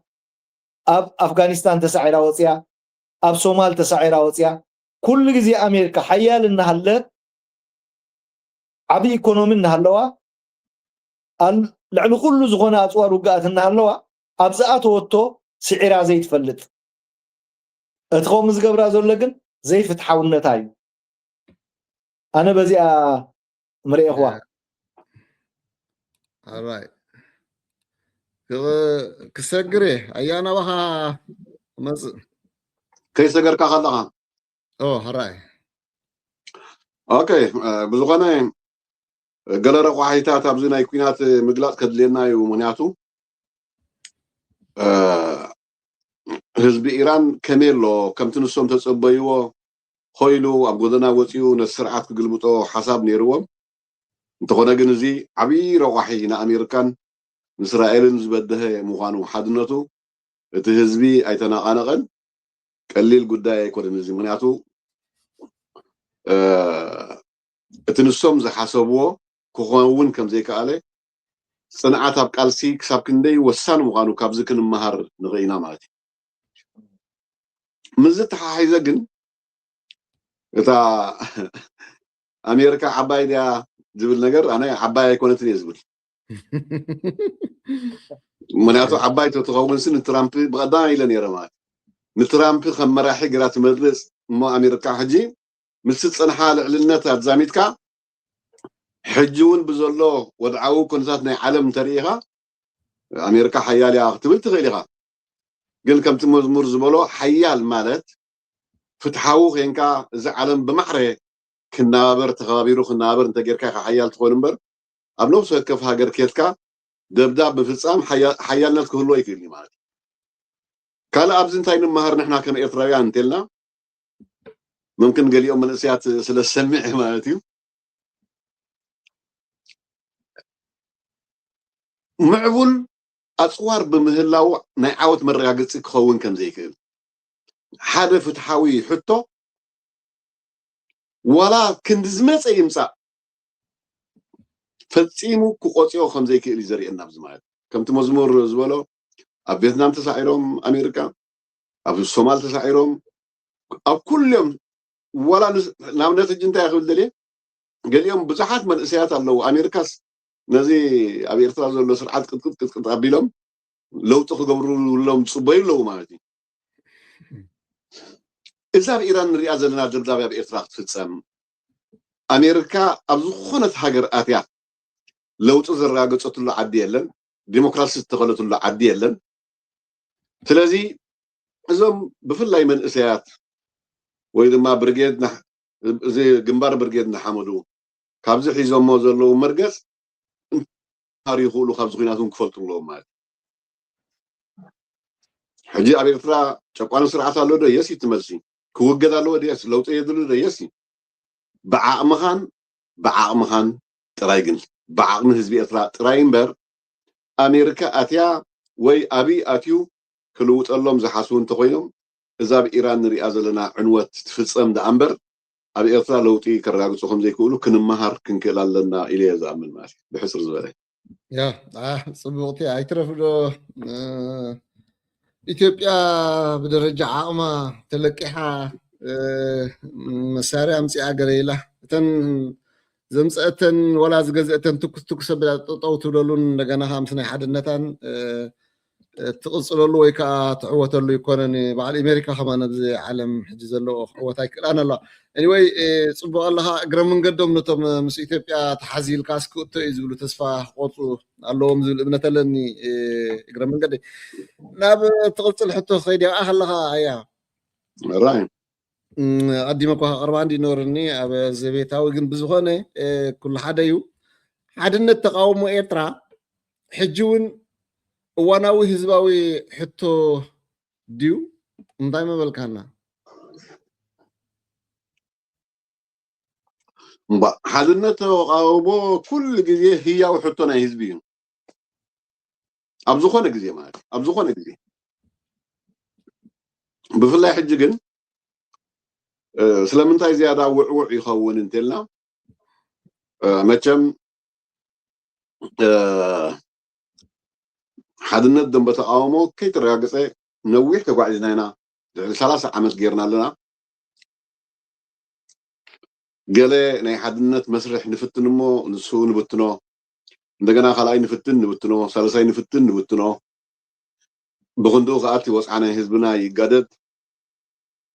كتي چقونا ناي حزبنا تسقاي ناي حزبنا يبئس نحنا قلنا اوريدي كساب حجي دول زخونه حدنت كيف فطرنا قالنا ماتي قال انتايو كنجمو زلنا هبته اذن يقرن افريقيا بوليتيكا بتاعم وعيو كل غزيه طب وانا بوانيو زلاوت كاماتي احنا غنفتو نصلا ابتقرنا افريقيا زلنا ماتي بعابي ون العالم نريو لنا كما يلاوت قالو نهلكو كيناتنا ايران امريكان نا اسرائيل مس يكون العالم كما يغبرلو لنا ماتي ስለዚህ ዝኹሉ ደም አሜሪካ ክትርኢ እንከለካ ሃብተ ብዓብዩ ትስቃይና ህዝብና ብዓብዩ ትብቀርና አፍሪካ ዘሎ ኩሉ ግዜ ተለዋዋጢ ፖለቲካዊ ኩነታት ብዓብዩ ዓለም ዝሓልፎ ዘሎ ኩነታት ኣብ ግምት ብምውሳድ ኣብዚ እዋን እዚ እቲ ህያው ሓድ ናይ ህዝቢ ሕቶ ተግባራዊ ክንገብረሉ ንኽእል ኩነታት ጥራይና ክንፈጥር ዘለና ማለት እዩ ካብዚ ወፃኢ ካልእ መንገዲ የለን مالس كم زي إيروبيان زولوس no way يقولوا ماتي كلمة قدي يلن سلازي إزي حتى زي ننوي عمتها زوا سدنا حزب حتى يو نو تكبراو كنقبر بزي مخالنا بزح كثير ناينا حجون توسعي خسارة أبكن نوسه مغا بتي بوليتيكا وغناتنا عالم أبكن قدمنا نبكال أقطع زوا سدنا حادنت نايدن بتقاومو مقبار واناوي حزباوي حتى يماي تبارع قايمه زغل زي ابقمت اتينا ماتي سلازي قد محجون إلا ماتيو كلهم بوليتيكا وحيلتات باعتاتات يخونوا وجلسات يخونوا والكسبات يخونوا ابهصوص ذاته لباو زغنا ذاته لباو زغنا ذاته اتيوم حادنتهم كرغاغصو اقداسي ጉዳይ ይሆናል ማለት እዚህ እንገብር እንተ ዘይኪ ኢልና ሃርቴ መቅላስና ፈጽሙን ህዝብ ኤርትራ ትርጉም ዘለዎ አይክኸውን ማለት ጽባሕ ካብ ታሪክ ክንሕተቲና ማለት ስለዚህ ደጋጊምና ንዛረባለና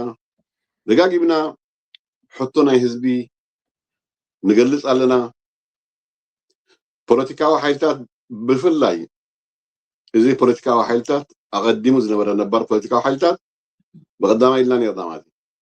دارجا دسكيل الله زبل إمنا في زلنا أنا جديو أمسوات بخير الله زبل إمنا سالنا هذا ولا تمالي رئينا حتى إذا من إسي هو يدو طلع له تقطعه بتعمل تحاجزنا تصفى زنبرنا له من إسي نبذ حجي بتحواز له درجة بتحيد لماتي سلازس تسنقني زنبرنا تصفى أبكندي ناب حدش معبالي ويد مالني أبنايك ألسي مدرق أبكندي الساقر بتحالوغن جنبار فتيرنا إيلوم زتلعلو نوخا من إثيوبيا كنا أبي إرثا لوتي ريجيم تشينج خنا رغاقتينا زولو مسموتو تبرجدنا حمدو كم زرينا يا أخوين اللومات حجون انت انا بحكي بلبي نبزته انت اتينا كمبل برنبل يتقعون زبل نجر يزهل مالك ثلاث تقاومه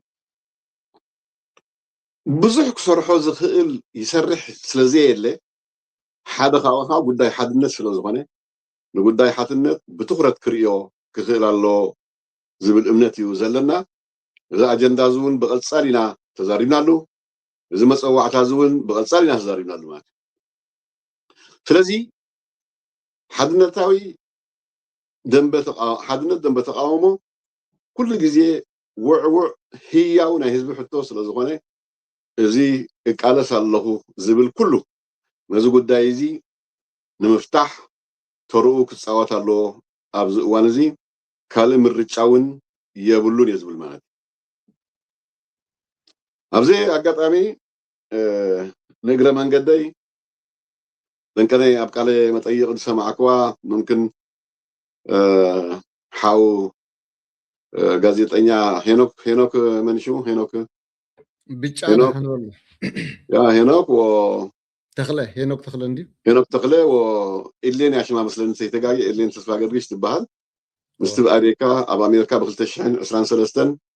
ይሄ ግደፍ ዝመስረቶ ክሲ ተተሓሒዙ ዝበፅሕዎ በፂሖሞ ዘለዎ ደረጃ ክገልፅ ሰሚዐ ኣለኹ የስ እዚ ሓደ ካብቲ እቲ ኣብኡ ዝነበረ መኸተ እቲ ማለት ይሄ ግደፍ ስለምንታይ ነዚ ክሲ እዚ መስሪትዎ ናይ ብሓቂ እታ ገምጋም ኣነ ደስ ኢላትኒ ማለት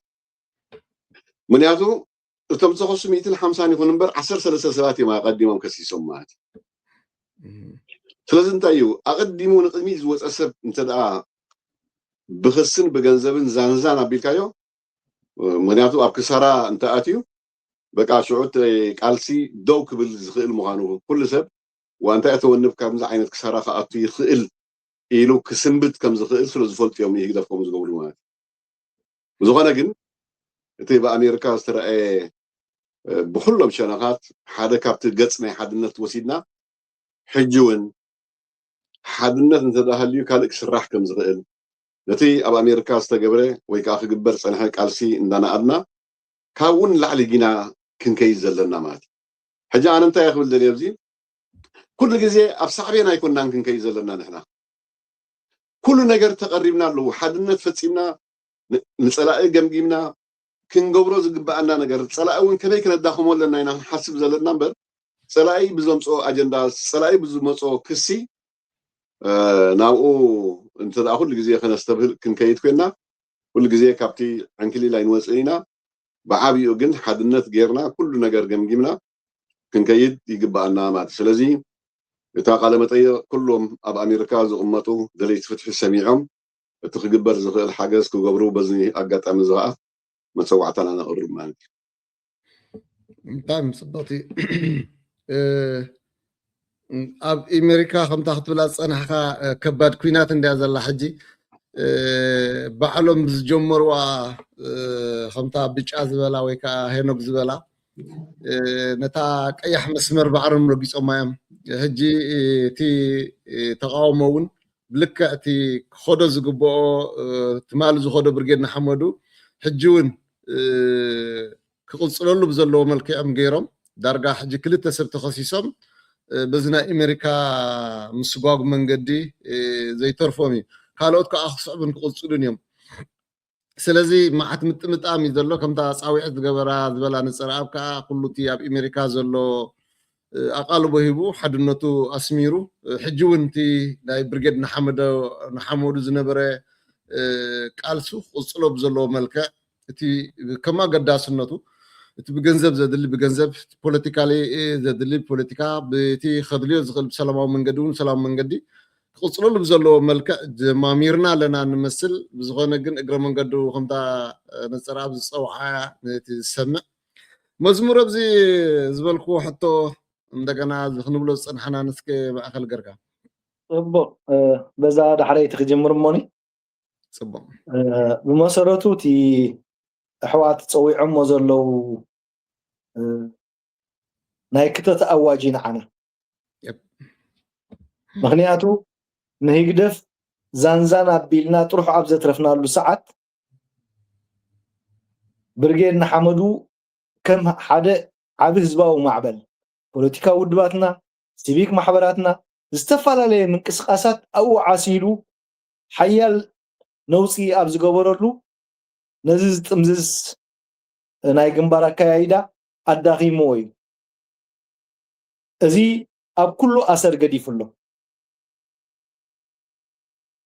ስለዚ ሕጂ ተዳኺሞም እዮም እሞ ኣብ ውሽጦም ፀገም ተፈጢሩሎ እቶም ዓይኒ ዝረኣዩ ከሲስና ዛንዛን ነብሎም ኣብ ሕጊ ኮለል ነብሎም ካብ ስርሖም ነማዛብሎም ሞራሎም ንቕተለሎም እቲ ቀንዲ ዕላማ ናይ ይግደፍ እዚኣ ኣቀዲሞሙን ኣብ ኣውስትራልያ ጀሚሮም ማየን እቲ ጽቡቕ ግን ኣውስትራልያ ክንብገስ ኮለና መጀመርታ ነቲ ማዕበል ጅምር እንከሎ ኣቀዲሞም ዝርእዩ ኣዝዮም ብሉጻት ምሁራት ቅድሚት ንነብሶም ሰሪዖም እቲ ሌጋል ቲም ብዝተዳላደለ መልክዑ ከም ዝቀውም ተገይሩ ንኩሉ ከዓ ምድላዋት ተገይሩሉ ክመጽእ ንዝኽእል ጸገም ከመይ ገይሮም ክምክትዎ ከም ዘለዎም ህዝቦም ኣተሓባቢሮም እንታይ ክገብሩ ከም ዘለዎም ተዳልዮምሉ ጸኒዖም ምስ መጽ ከከም ኣማጻጽኡ ገጢሞሞ ሕጂ ኣነፍቲ ነቶም ብጾት ናይ ኣሜሪካ ክብሎ ዝደሊ ሓደ ኣብ ኩሉ ቦታታት ኣብ ኩለን ሃገራት ዘለው ሌጋል ቲም እናተራኸቡ እናተመሃኸሩ እንተሰርሑ ጽቡቕ ነገር እዩ ምስ ኩለን ኣብ ዝተፈላለዩ ሃገራት ዘለው ሌጋል ቲም ናይ ባዕሎም ናይ ሓባር ኣኼባታት ኣካይዶም ቀዳምነት ምዕቃብ ምስጢር ናይ ዝግበር ስራሕን ናይ በፂሖሞ ዘለው ደረጃ ኣብ ኣደባባይ እናውፅኡ ዘይምዝራብ እዚ ቀንዲ ጠቃሚ ክኸውን ይኽእል እዩ ይህ ግደፍ ዋጋ ከፊሉ ሃሰው ኢሉ መሬት ጻሕቲሩ ክረኽቦ እምበር ባዕልኻ ብትህቦ ሓበሬታን ምልክትን ተመሪሱ ክትከዓካ ይብሉን እዚ ዕማም ዝኸዓኒ ናይ ኣሜሪካ ዕማም ጥራሕ ኣይኮነን ኩልና ኣብ ፖለቲካዊ ውድባት ኣብ ሲቪክ ማሕበራት ኣብ ምንቅስቃሳት ኣብ ዝተፈላለዩ ዝጸናሕና እሞ ኣብዚ ህዝባዊ ማዕበል ዝዓሰልና ሕጁን ካብ ማንም ሰዓት ንላዕሊ እታ ፍሽለት ቅድም ኣብቶም 13 እንድሕር ተረጋጊጻ ይህ ግደፍ ጽሩኡ ተቕሊሉ ክኸይድ እዩ ነቶም ተባሂሎም ዘለው ሚእትን ገለ ኣይክቐርቦምኒ ኣብዚኣ ዓወት እንተፈጺሙ ኣብ ካልኦት ክልሕን ስለዚ እዚኣ ብስዕረት ናይ ደንበ ተቃውሞ ክትረጋገጽ ኩልና ኣብ ዝሃለና ሃሊና ብገንዘብ ብሓሳብ ብምኽሪ ብኽኢላታት ክንድግፎም ኣለና እዚኣ ምግባር ንነፍስ ወከፍና ፖለቲካዊ መንነትና ዝዕቅብ ኣብ ሃገርና ዘሎ ጨካን ስርዓት ባህሪኡን ምኽንያቱን ኣብ ቅድሚ ማሕበረሰብ ዓለም ኣብ ኣብያተ ፍርዲ ናይ ዓለም ዝቃላዓሉ መገዲ ስለ ዝኸውን ስለዚ ኣነቶም ብጾት ናብ ኩለን ከተማታት ክዞሩ ምዃኖም ሓቢሮም ኣለው ጥራሕ ናብ ከተማታት ኣሜሪካ ደይኮነውን ናብ ሙሉእ ዓለም ዘሎ ናይ ዙም ኣኼባታት ድዩ በብኸ ምስቲ ሌጋል ቲማት ድዩ እናተራኸቡ ክሰርሑ ክብደቱን ዕምቆቱን ምስቶም ዝምልከቶም ኣካል ጥራሕ ተዛሪቦም በብ ዘለናዮ እንታይ ክንገብር ንኽእል እንታይ ክንሕግዝ ንኽእል እንታይና ንሕተት ነፍሲ ወከፍና ጸላኢና ኣብ ኣስመራ ዘሎ ቅድሚ ምስዓርና ኣብ ዘለናየን ከተማታት እንድሕር ስዒርናየን ይግደፍ ሓንሳብን ሓዋሩን ናይ ኣቀዲምና ዘልዓልናዮ ህዝባዊ ማዕበል ናይ ዝኸፈልናዮ ዋጋ ዕቡት ስራሕ ክንሰርሕ ንኽእል ኢና ስለዚ በዚ ኣጋጣሚ እዚኣ ኣብ ኩሉ ከተማታት ኣብ ኩለን ሃገራት ዘሎ ኣባል ህዝባዊ ማዕበል ገለገለ ይረአዩ ኣለዉ እዮም ኣነ ጉልበተይ ግዜይ ገንዘበይ ኣብ ግንባር የደውዕሎ የለኹን ምሳኹም ዝብሉ ኣለዉ እዮም ንሕና ግን ከይፈላለና ካብኣቶም እውን ምሳና ኮይኖም ዝኽሰሱ እንተልዮም ዋጋ ከፊልና እቲ ጉዳይ ክንፈትሖ እዩ ዘለና ሚት ግበረና ፀራ እቲ ጉዳይ ኣብ ዘለና ሃሊና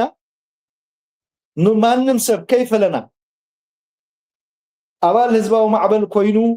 ኣብ ክስን ኣብ ገለን እንተ ተጸዊዑ ኣደሊልና ክንቃለሶምን ክንማጎቶም እዩ ዘለና ብኩሉ ዓምታትና ስለዚ ነቶም ነዚ ተበግሶ ዝወስዱ ኣለዉ ኣጀኹም ኣብ ዘለኹም መሃሊኹም ኣብ ጎንኹም ኣለና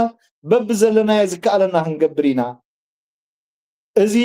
ንሂግደፍ ሓንሳብ እናሓዋርን ክንስዕሮ ተኾና ኣብዞም 13 ዓወት ከነረጋግጽ ኣለና ድሕሪኡ ኣብ ዝኾነ ይኹን ቦታ ይግደፍ ስዑራት ምዃኖም ከነረጋግጽ ንኽእል ኢና ስለዚ ኩልኻ ደላይ ፍትሒ ኣብ ሃገርና ወፅዓሎ ኢልካ ተኣምን ተቓላሳይ እዚኣ ሓንሳብን ናሓዋሩን ንይግደፍ ኣብ ኣብያተ ፍርዲ ናይ ማሕበረሰብ ዓለም ጉልባቡ ተቃሊዑ ደኒኑ ክወፀላ ዝኽእል መገዲ ምግባር ስለ ዝኾነት በብ ዘለናዮ ክንቃለሶም ኣለና ካልእ ኣፍቲ ሕቶ ሓድነት ደንበ ተቃውሞ ሓይልታት ኤርትራ ሕጂውን ስትራቴጂካዊ ሕቶ እዩ ኢልካ ዘልዓልካያ ሕቶ ሓድነት ኣብ ሰውራ ኤርትራ ስትራቴጂክ ሕቶ እዩ ካብ ቀደሙ ንዑ ከይፈታሕና ስለ ዝኣተና ኢና ስርዓት ይግደፍ ፖለቲካዊ ስልጣን ተበሊጹሉ ኣብ እዋን ቃልሲ ጥራሕ ፀላኢ ይባረር እምበር ድሓን ንርክበሉ ወላው ንካየዱ እንተነበሩ ንሕቶ ሓድነት ንምምላስ ብዙሕ ፃዕርታትን ብዙሕ ዋጋ ንኽፈል እንተነበረ በቲ ዝድለ መልክዑ ግን ህዝብና ኣእሚንና ህዝብና ኣዕጊብና ኣብ ቅድሚቶም ዝመፁ ፖለቲካዊ ሓይልታት ተገቲርና ጠጠው ክንብል ስለ ዘይከኣልና ስርዓት ይግደፍ ኮረሻ ስልጣን ምስ ሓዘ ዛዕዛ ዓቢልና ንኩልና ስለዚ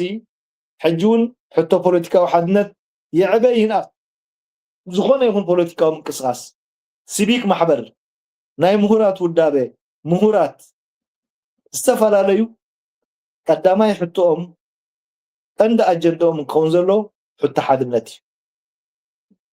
ሕቶ ሓድነት ኣብ ትሕቲ ዝኾነ ይኹን ግዜን ኩነታትን ሕጂ እውን ስትራቴጂካዊ ሕቶ እዩ እዚ ኩሉ ዓንተ ወይ ነፀላ ብገሊፅዎ ፖለቲካዊ ሓይልታት ከምቲ ዝድለ ክንዕወት ስለ ዘይከኣልና ኣብ ቃልስና ብዙሕ እንቅፋታት ስለ ዝነበረ እዚ መንእሰይ ክለዓል ዝዓቕምና እናተቃለስና መፂና ምስ ተላዕለ ከዓ ኣጆኻ ኣብ ጎንኻ ኣለና እስኻ ትመልኮ ፖለቲካዊ ስርዓት እስኻ ትቋፀሮ ፖለቲካዊ ሓይሊ ፍጠር ንቁሕ ዲሞክራሲያዊ ተራኻ ተፃወት ኢልና ዓቕምና ዝፈቅዶ ጎስጓሳት ጌርና እንተቃሊስናን ንቃለስ ኣለና ይኹን እምበር ንሕቶ ሓድነት ኩሉ ግዜ ዝብለፀላ ይስዓኒ በታ ዝተስአት ኣጆኹም ኣብ ጎንኹም ፖለቲካዊ ስልጣን ሃቡና ዝበሎም የለን ኣጆኹም ኣብ ጎንኹም ኣለና ንቁሕ ውዳበኹም ትኸሉ እናተባሃሉ ክንሶም ነየው በልዎም ነዞም ኣረክቶት ነዞም ገዳይም ውድባት ኣብ ኮለል ደንብሩና ነበሩ ሕጂ ህዝብና ምድሓን እዩ ድሕነት ህዝብና እዩ ዘገድሰና ልኡላውነት መሬትን ልኡላውነት ባሕርን ዝበሃል ግደፍዎ ኣይተስምዑና እናበልካ ዝኽየድ ይመፅእ እዩ እዚ ናብ ማንም ኣየብፅሕን ንሶም እውን ፍሑኽ ኣይበሉን ከም ጃህራ ብዙሕ ጃህሩ ብዙሕ ይብሉ ብዙሕ ይገብሩ ኣለዉ ብተግባር ግን ዋላውነታ ዝተበገሱላ ካብ ምስኣል ሓሊፎም ካልእ ዝኸድዋ ነገር የለን ናይ ዋጫርታ ግን መሊኡ ኣሎ ስለዚ ሕቶ ሓድነት ሕጂ እውን ብፍላይ እቶም ነባራት ፖለቲካዊ ውድባት ተበግሶ ወሲዶም ንኩሉ ብዘዕሰለ ማንም ከይዋሰኑ ሕቶ ሓድነት ስትራቴጂካዊ ሕቶኦም ገይሮም ንቅድሚት ክመፁ ክኽእሉ ኣለዎም ነቲ መንእሰይ ወለዶ እውን ሰፊሕ ቦታ ክህብዎ ንቁሕ ተርኡ ንክፃወት ዕድላት ከጣጥሕሉ ስለዚ ከዓ ግድንን ዝገብር ናይ ሓድነት መስርሕ ክካየድ ኣለዎ ደጋጊምና ኢልና ኢና እንተወሓደ ሰፊሕ ሃገራዊ ግንባር ምዃም ኣብቲ ሰፊሕ ሃገራዊ ግንባር ድማኒ እቶም ብረኣያን ብፕሮግራምን ሓደ ዝኾኑ ፖለቲካዊ ሓይልታት ዴሞክራሲያዊ ግንባር ኣብ ውሽጦም ክገብሩ ምግባር ብኡ ኣቢልና ድማኒ ሕቶ ሓድነት ሰውራ ኤርትራ ሕጂ እውን ህያው ጌርካ ምምላሱ ናይ ኩልና ተራ እዩ ናይ ኩልና ግዴታ እዩ በዚኣ ሓፅረልካ ብጣዕሚ ፅብቕቲ እያ ብፅብቕቲ ፃዊዕታታ ፃዊዕት ልዕሊ ዝኾነ ይኹን ኣሜሪካውያን እንድሕር ደኣ ብልክዕ ከምታ ናይ ብርጌድ ንሓመዱ ተበግሶ ወሲድና ከምታ ዝነበረት ናይ ዳስ ግደፍ ምፍራስ ካልኣይ ዕማምና እዚ ብካልኣይ ደረጃ ምፍራስ ስነ ሓሳባዊ ህግደፋዊ ተሓሳስባ እዩ ኢልና እንድሕር ደኣ ተበጊስና ካብ ማንም ደጋፍ ኣይንደሊና ዝብል እምነት ኣለኒ እኹል ፋይናንሳዊ ይኹን ዋላ ዓቕምታት ናይ ምሁር ይኹን ዘለና ኢና ግን እቶም ስቕታ ዝበሃሉ ሃስዮምና ኣለዉ ስቕታ ክተርፍ ዘለዎ እዩ ኩሉ ሰበብ ዘለዎ ዓቕሙን ክእሎትን ክዋሳእ ኣለዎ ዝብል ፃውዒት ናትካ እዛ ዳሕረይቲ መዝሙር ዝሃብካ ብጣዕሚ ዓባይ ኣቓልቦ ክትወሃባ ዝግባኣ ብኣሜሪካውያን እያ ብጣዕሚ ፅብቕቲ እያ ሓድነት ተቃውሞ ኣይ ቲንክ ኣነ ኣብ ገለገለ ነዚ ንምምላስ ንቕፅል ኣለና ዝብል ኣሎፍቲ ግንባር ፅላል ናይ ተቃውሞ ክንደይ ውድባት ናይ ፈለጥኩን እምበር ኣብ ዝቕርብ ግዜ ጉባኤ ገይረ ነይረን ይመስለኒ መዝሙር ኣፍልጦ ኣለካ ዶ እስከ እዚኣ ከመይ ጀማምሮ ኣለው ትብል هو እቲ ናይ ባይቶ ጉባኤ ካይዱ ነይሩ ጉባኤ ካይዱ ወፂውን ምስቶም ካልኦት ፖለቲካዊ ሓይልታት ናይ ሓድነት መስርሕ ክወስድ ተበጎሰታት ክወስድ ከም ዝወሰነ ርኢና ኣለና ብተግባር መነመን ተዓዲሞም ኣለው ስመነመን ርክብ ኣካይዶም ግን ስጋብ ሕጂ ዝበፅሕናዮ ነገር የለን ዝኾነ ግን እቲ ተበግሶ ዘገምታዊ ይደሎ እቲ መድረክ ዝጠልበና ደሎ ብክልተ እግርና ክንጎይ ዝጠልየና ደሎ ኣዝዩ ዘገምታዊ ኮይኑ ዝሕለታት ኣሎ ነዞም ዝሕለታት እዚኦም ሰጊርና ምክንያቱ ኣብ ሃገርናን ከባቢናን ዘሎ ኩነታት እንተሪእናዮ ዝሕለታት ዝሓትት ኣይኮነን ከይደቀስና ክንጎየሉ ዘለና ጉዳይ እዩ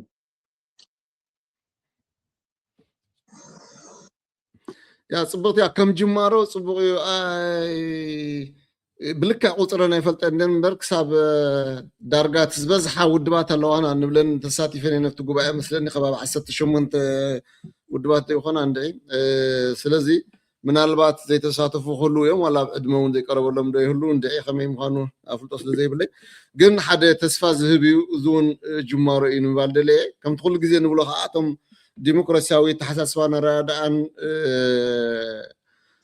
ፕሮግራምን ፍልል የብልናን ዝብሉ ነዚ ኣትኩሮ ሂቦም ከዓ ንሶም ብዝለዓለ መልክዑ መሪሓዊ ታርኦም ክፃወቱ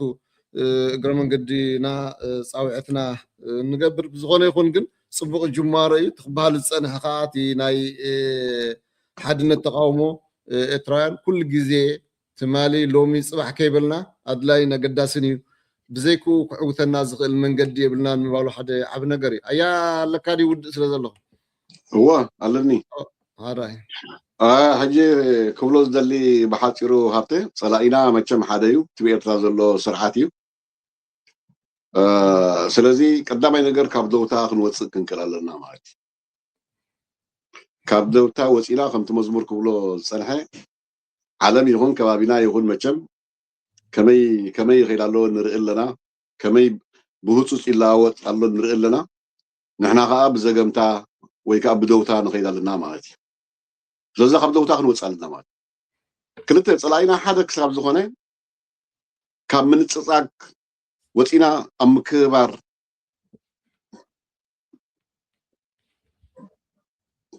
ክንዓስል ኣለና ማለት እዩ ዝተፈልየ ሓሳብ እንተልዩ ዝተፈልየ ሓሳብ ምኽባር እዩ ካልእ እንታይ ኣሎ ግን ብዓብኡ ኣብ ኤርትራ ለውጢ ክህሉ እንተኮይኑ ሃብተ ዝተወደበ ሓይሊ ምህላው ኣገዳሲ ምዃኑ ክንፈልጥ ክንክእል ኣለና ማለት እዩ ከይተወደብካ ንኣብነት እንታይ ክብል ዝደልየ ኣብዚ እንታይ ውድባት ኣድለየ በቢ ዘለናዮ ግንባር ንግበር ወይ ድማ ሰፊሕ ግንባር ንግበር ንኣብነት ገለ ይርአ ሕጂ ናይ ምዝገባን ምርጫን ኦርኔክ ሙሉእ ተባሂሉ ዝስደድ ማለት እዩ ብዘይተወደበ ሓይሊ ለውጢ ከተምፅእ ኣይትኽእልኒ ኢኻ ማለት ዋላ ለውጢ እንተመፅእ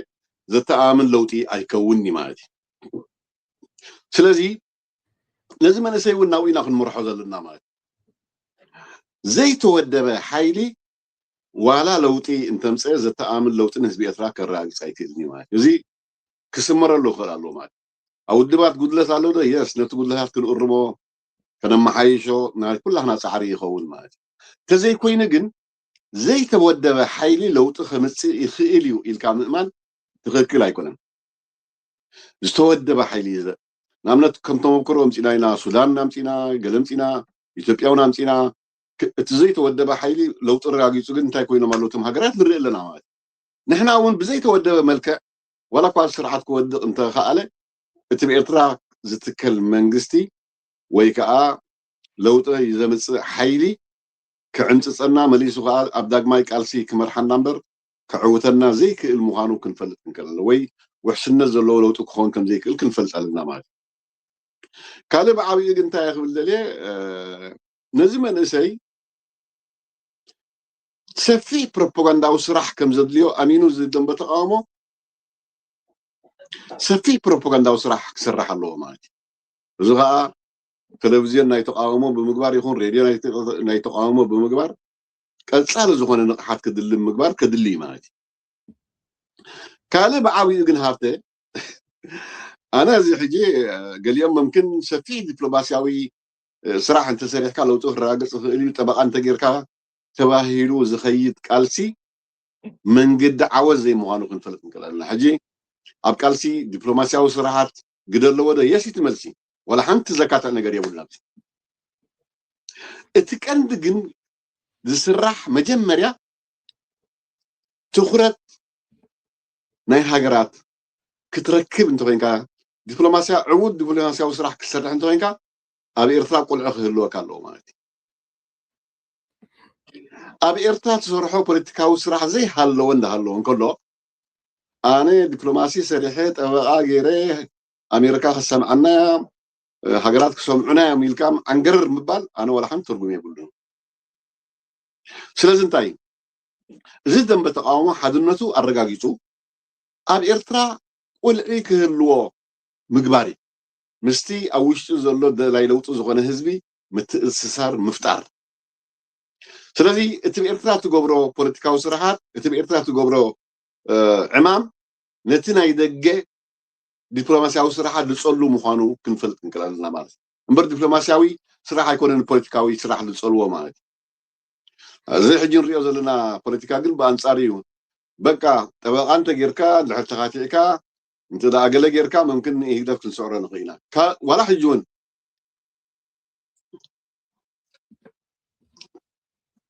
ንኣብነት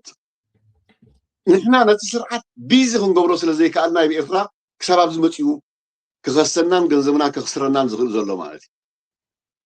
ምክንያቱ ስለምንታይ ኣብ ኤርትራ ወላ ሓንቲ ንገብሮ ኢና እቲ ስርዓት ማለት እዩ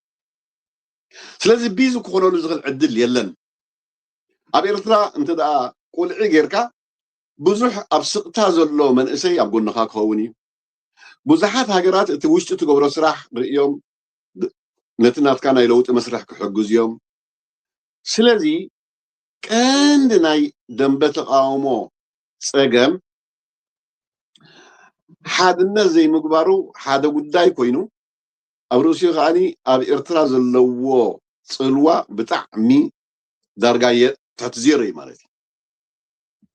ስለዚ ኣብ ኤርትራ ዝኾነ ፖለቲካዊ ስራሕ እንተዘይብልካ ምስቲ ብኤርትራ ዘሎ ህዝቢ ዝምድና እንተዘይብልካ ነቲ ስርዓት ኣብ ኤርትራ ቢዚ ክትገብሮ እንተዘይክኢልካ 10 ግዜ ንይግደፍ ኣብ ከተማታት ኣብ ሃገራት ከሲስና ክንስዕሮም ኢና ዝብል ነገር ኣነ ስነመጎታዊ ኣይብልኒ ማለት እዩ እቲ ኣብ ውሽጢ ንገብሮ ስራሕ ትቀንዲ ማለት እዩ ስለዚ ዝውድባት እዚ እቲ ሓድነት ምርጋፅ ከምቲ መዝሙር ዝበሎ ሕቶ ሓድነት ኩሉ ግዜ ስትራቴጂካዊ እዩ ህያው እዩ ስለዚ ኩሉ ውድባት ተቀራሪቡ ነዚ ፀላ እዚ ክገጥም ክኽእል ኣለዎ እቲ ኣብ ቀርኒ ኣፍሪካ ዘሎ ኣብ ዓለም ዘሎ ኩነታት ዝፅበየና ኣይኮነን ስለዚ ብዓብኡ እዚአን ከነማልአን ክንክእል ኣለና ዘነጥታት ኢለ ዝኣምን የቐኒየለይ ከዓ ማለት እዩ ኣብኣ ከለኻሲ ናብታ ናይ ኣሜሪካ ክወስደካ ኣብቲ ሓፈሻዊ ፖለቲካሊ ነቲ ሕጂ ዝጋጥመና ዘሎ ንምርኣዩ ዝኣክል ኣይኖትን ሎቢ ትብለን ዘለካ ካብዚ ሕጂ ህግደፍ ክስዕረሉ እየ ኢሉ ዝጎዮ ዘሎ ክስን ካልእን ዘየድሕነና ናይ ሎቢ ገንዘብ እዩ ዝኽፈል ዘሎ ካብ ንዕኡ ምኽፋል ነቶም ጠበቃታት ምኽፋል ይበልፅ ብዝኾነ ይኹን ግን ኣብቲ ሓፈሻዊ መልክዑ ክንርኢ ከለና እቲ ክሲ ኤምባሲ ወይ ከዓ ህግደፍ ምስ ውልቀታት ኣተሓሒዙ ብውልቀ ክክሰስ ይገርዎ ዘሎት ናይ ብርግና ሓመዱ ኣብ ዘይምልከቶም እዮም ኣትዮም ዘለው እቶም ውልቀ ፅባሕ ንግሆ ክፍደይሉ ምዃኖም ርዱእ እንድዩ ብዝኾነ ኣድሒኖም ከዓ ኣድሕንዎን እዮም ብዝኾነ እንታይ ክብል ደለየተን መሰረታዊ ሕመረት ናይዚአን ብገንዘብ ኤርትራውያን ጌርካሲ ሎቡዶ ወላ ዶም ታሃትሎም ጠበቃዶ ኣሜሪካውያን تي مسرح فرداو مسرحن رابحات زرخبوا لي زخون زلو بناتنا جنزب بتي يخون بتي مالته حجون معاد جنزبات كوسين احنا كم برجعنا حملوا سقطاي وقرب هاسي الناس أنيها خاف حجي نجن سقزبل كله أي كأني زبل أمنا تلني رأسنا قنعنا نحردا بتي كنا ما من قدي قال سنتيلنا يترف من زي ربحة مليون كلتا مليون 6 مليون ككال أو واسينا ونسعروا من قد كلونا يزبل أمنا تلني حفش أو ملك أطر خلا حاجن بتي يخون جنزب حزبي بزي يخون جنزب حزبي أب أمريكاويان كايزو زلوا بنايلوبي إزخو خون زي قبوي زبل أمنا تسلزلني كم يمرأ خير اوكي هجيتي انا كنت صبو الله هجي انا كويلك سمع كان صبو غير كامبري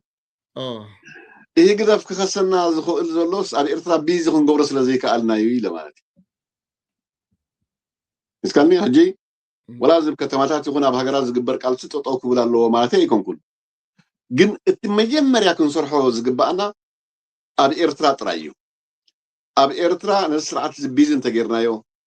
ብዙሓት ሰባት ኣብ ይግደብ ዘለው ኣብ ጎና ክሰለፉ እዮም ኣብ ስቕታ ዘለው ኣብ ጎና ክሰለፉ እዮም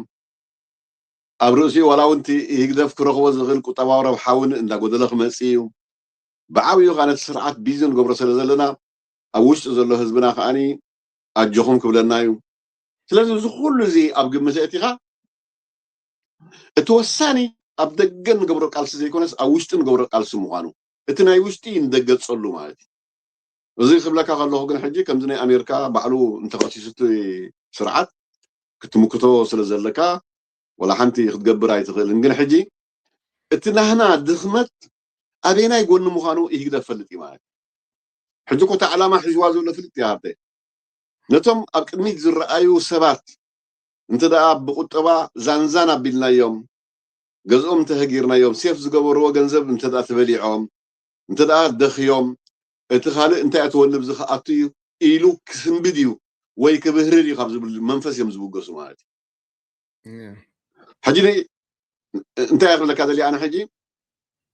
እስኻ እንተ ደኣ ዓወት ዘይተረጋግፅ ኮንካ ሃብተ ኣብ ኤርትራ እቲ ናትካ ሰብ እውን እንዳጎደለ እዩ ዝመፅእ ማለት እዩ ولا حجيت جنزب زواج زلوا صباح كي يواصلوا نخيلي انت ذا عاوت نراجع صار إرتلا متخاجن مالت كلنا عاوت الرئيس لزلوا ولا حجي لو من تخسرت صباح انت يزغون مالي كغتصلي مالي فلازم بزي حجي حزنا زلنا قالسي ابدق يا خوينكا تراي ني هدف كسعري مبال كم استراتيجي يكون حيكونن اتنحنا كنقبرو زغبانا مجمريا حدنت نيدن بتقاومو مرغاس كاو خاني كل سراحتنا ناوشت زتكورن نابت فتح شي انو زلو حزبنا زت اساسر جمد راينا كنفطر زلنا زت زي فطرنا كن ولا بدغ نغبرو قالسي لو من امنت ابرسي يلف عوت عويت انتراغيتنا صباح قال بخندوخ مسنا يمال ونيات نسو كابتي كم تزبلكا كابتي حزبي زواص او كابتي ابغون دويلم زلو مال ስለዚህ በዝና አሃ ገንዘብ አስረካ በትኻኖም ይخسሮም ስለዚህ ተታሒስካ እንታይ ትሆን ማለት ናብ ድኽነት ገልካ ይሓትይድ ማለት ስለዚህ እቲ ቀንዲ መዋጽኦ ግን ኣብ ኤርትራ ፖለቲካዊ ስራሕ ንምስራሕ ዝደንበ ተቃውሞ ከም ቀዳማይ ስትራቴጂ ክሕዞ ክኽእል ኣለዎ ማለት እዩ ብጣዕሚ ፅብቕቲ እሞ ኣባ ንሽተይ ክትስኸልካ ሃብተ ኣራይ ንሽተይ ወሰልካ ብመሰረቱ ከም ዝበልካዮ እቲ ዝጠፍእ ገንዘብስ ናይ ክልቴና ገንዘብ እዩ ናይ ኤርትራውያን ገንዘብ እዩ እሞ ከዓ ናብ ንዓና ዘይምልከተና በላዕቲ ማለት እዩ እዚ እምሮ ዘለዎ ዝሓስብ ፀላኢ እንተሃልይካ እዩ ፀላኢና ግን ንኹም ተዓደለ ኣይኮነን ወላቶም ደገፍቱ እዝን ክንድዝን ተረዲኦም ዋ حلف حليفهم እኮ ነቶም ዝኽሰሱ ዘለው ተጋሪኹም ዓጋመይኹም ኣምሓሪኹም እዮም ክብሉ ኣሕዋትና ክንስቶም እኳ እዮም ኣሕዋትና ምዃኖም እናፈለጡ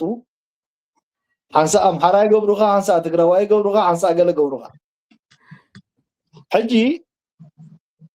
ንሕና ከም ተቃለስቲ ዕላማ ስለ ዘለና እነውፅኦ ዋጋ እንኸፍሎ ገንዘብ كنعوتو زدلنا ازباو علامه سلا زلي يقدف نزوم سبا زياتو ما يكفللهم نيو غن يقددهم كفلو يقددهم تأزيزهم يوم زخفلوه كم زعدا مصيو كم زدلينا له كفلو عندهم تخطط لهم زي أمالو تحانيقهم يوم زقبروا نحنا جن تزباو علامة لنا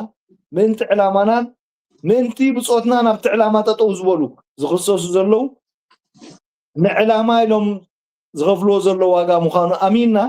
كابزهل لنا هلنا بجنزب تشجيرهم زانزاني لهم كاب ألس خبر جوجو عين جبرن ስለዚህ أتيني صلاة عندي نعنا زي خونس كل تحوات ندخل زلنا جنزب سن بلاش يزبل كايو زحسب سرعة انت نركب أمره زلوهم صلاة انت زغون صلاةنا تكلي نيرو أكالك وعلم قبرنا السوت راح حقنا يكونن مسانا خد قالوا ستصنعوا مقالتنا كو حجي نتو قداينا قديفهم لو بتات قصروا للو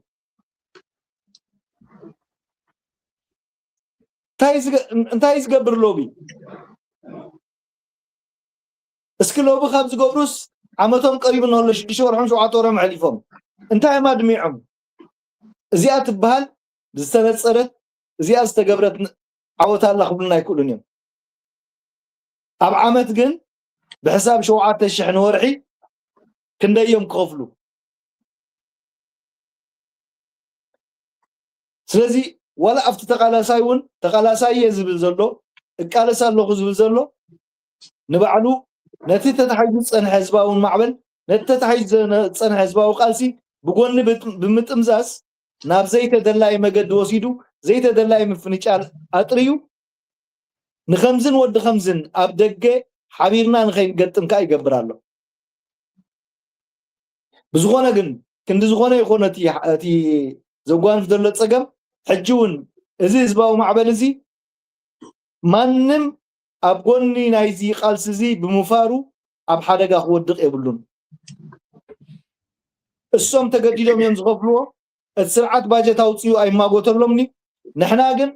ዕላማና ቀድም ነታ ኣብ ዓዲ ዘሎ ስርዓት ድሒሩ ከዓ ነቶም ተኸተልቱ ናቱ ኣገልገልቱን ኣብ ዝነብረሉ ቦታ ዝነብሩ ዘለውን ስለዝኾነ ደኺምና ከይበልና أي قداي نيو أي ملكتن كيبلنا أبزهلو هالو حدا دلاي فتحي تأثر تخصص كله أبغون نتطويلنا عمامنا خن السالت علمنا. Thank you. نايلم معلت نبرتنا صاني حفنا زيات مسل بتعمي إذا مسجن كبرات حوات أب كل جزء صواعهم ترغيبكم كم مدى بحيزنا ونسمنا ومن قدي كل الناس الحساباتنا في زخنا كافل إلكم صاحم صاوعتنا حزب مخباركم دقيمة إذا مسكن يغني لي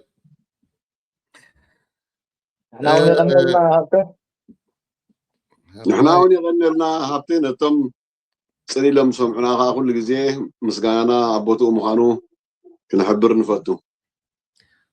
راي زخبركم سمعت انت خطاتلت النايرج سرينا لهم ما حد زنبرت الناس اني حتنا زيات تمثل نسخم كا كم مجمريا مسانا كساب مጨረሻ صنيحكم كتكونوا تسفانا قبرنا بزياده خا نحنا نلابو نابكال اخباصح حساب زي شير لايك غير كاسل زغونه كم وقت قبروا لنا هنا نلابو وكان نتحساسبكم كورات حوات لازم سلام مشت يقبر لكم انا سلام حالتي مرحبا هراي بلو ciao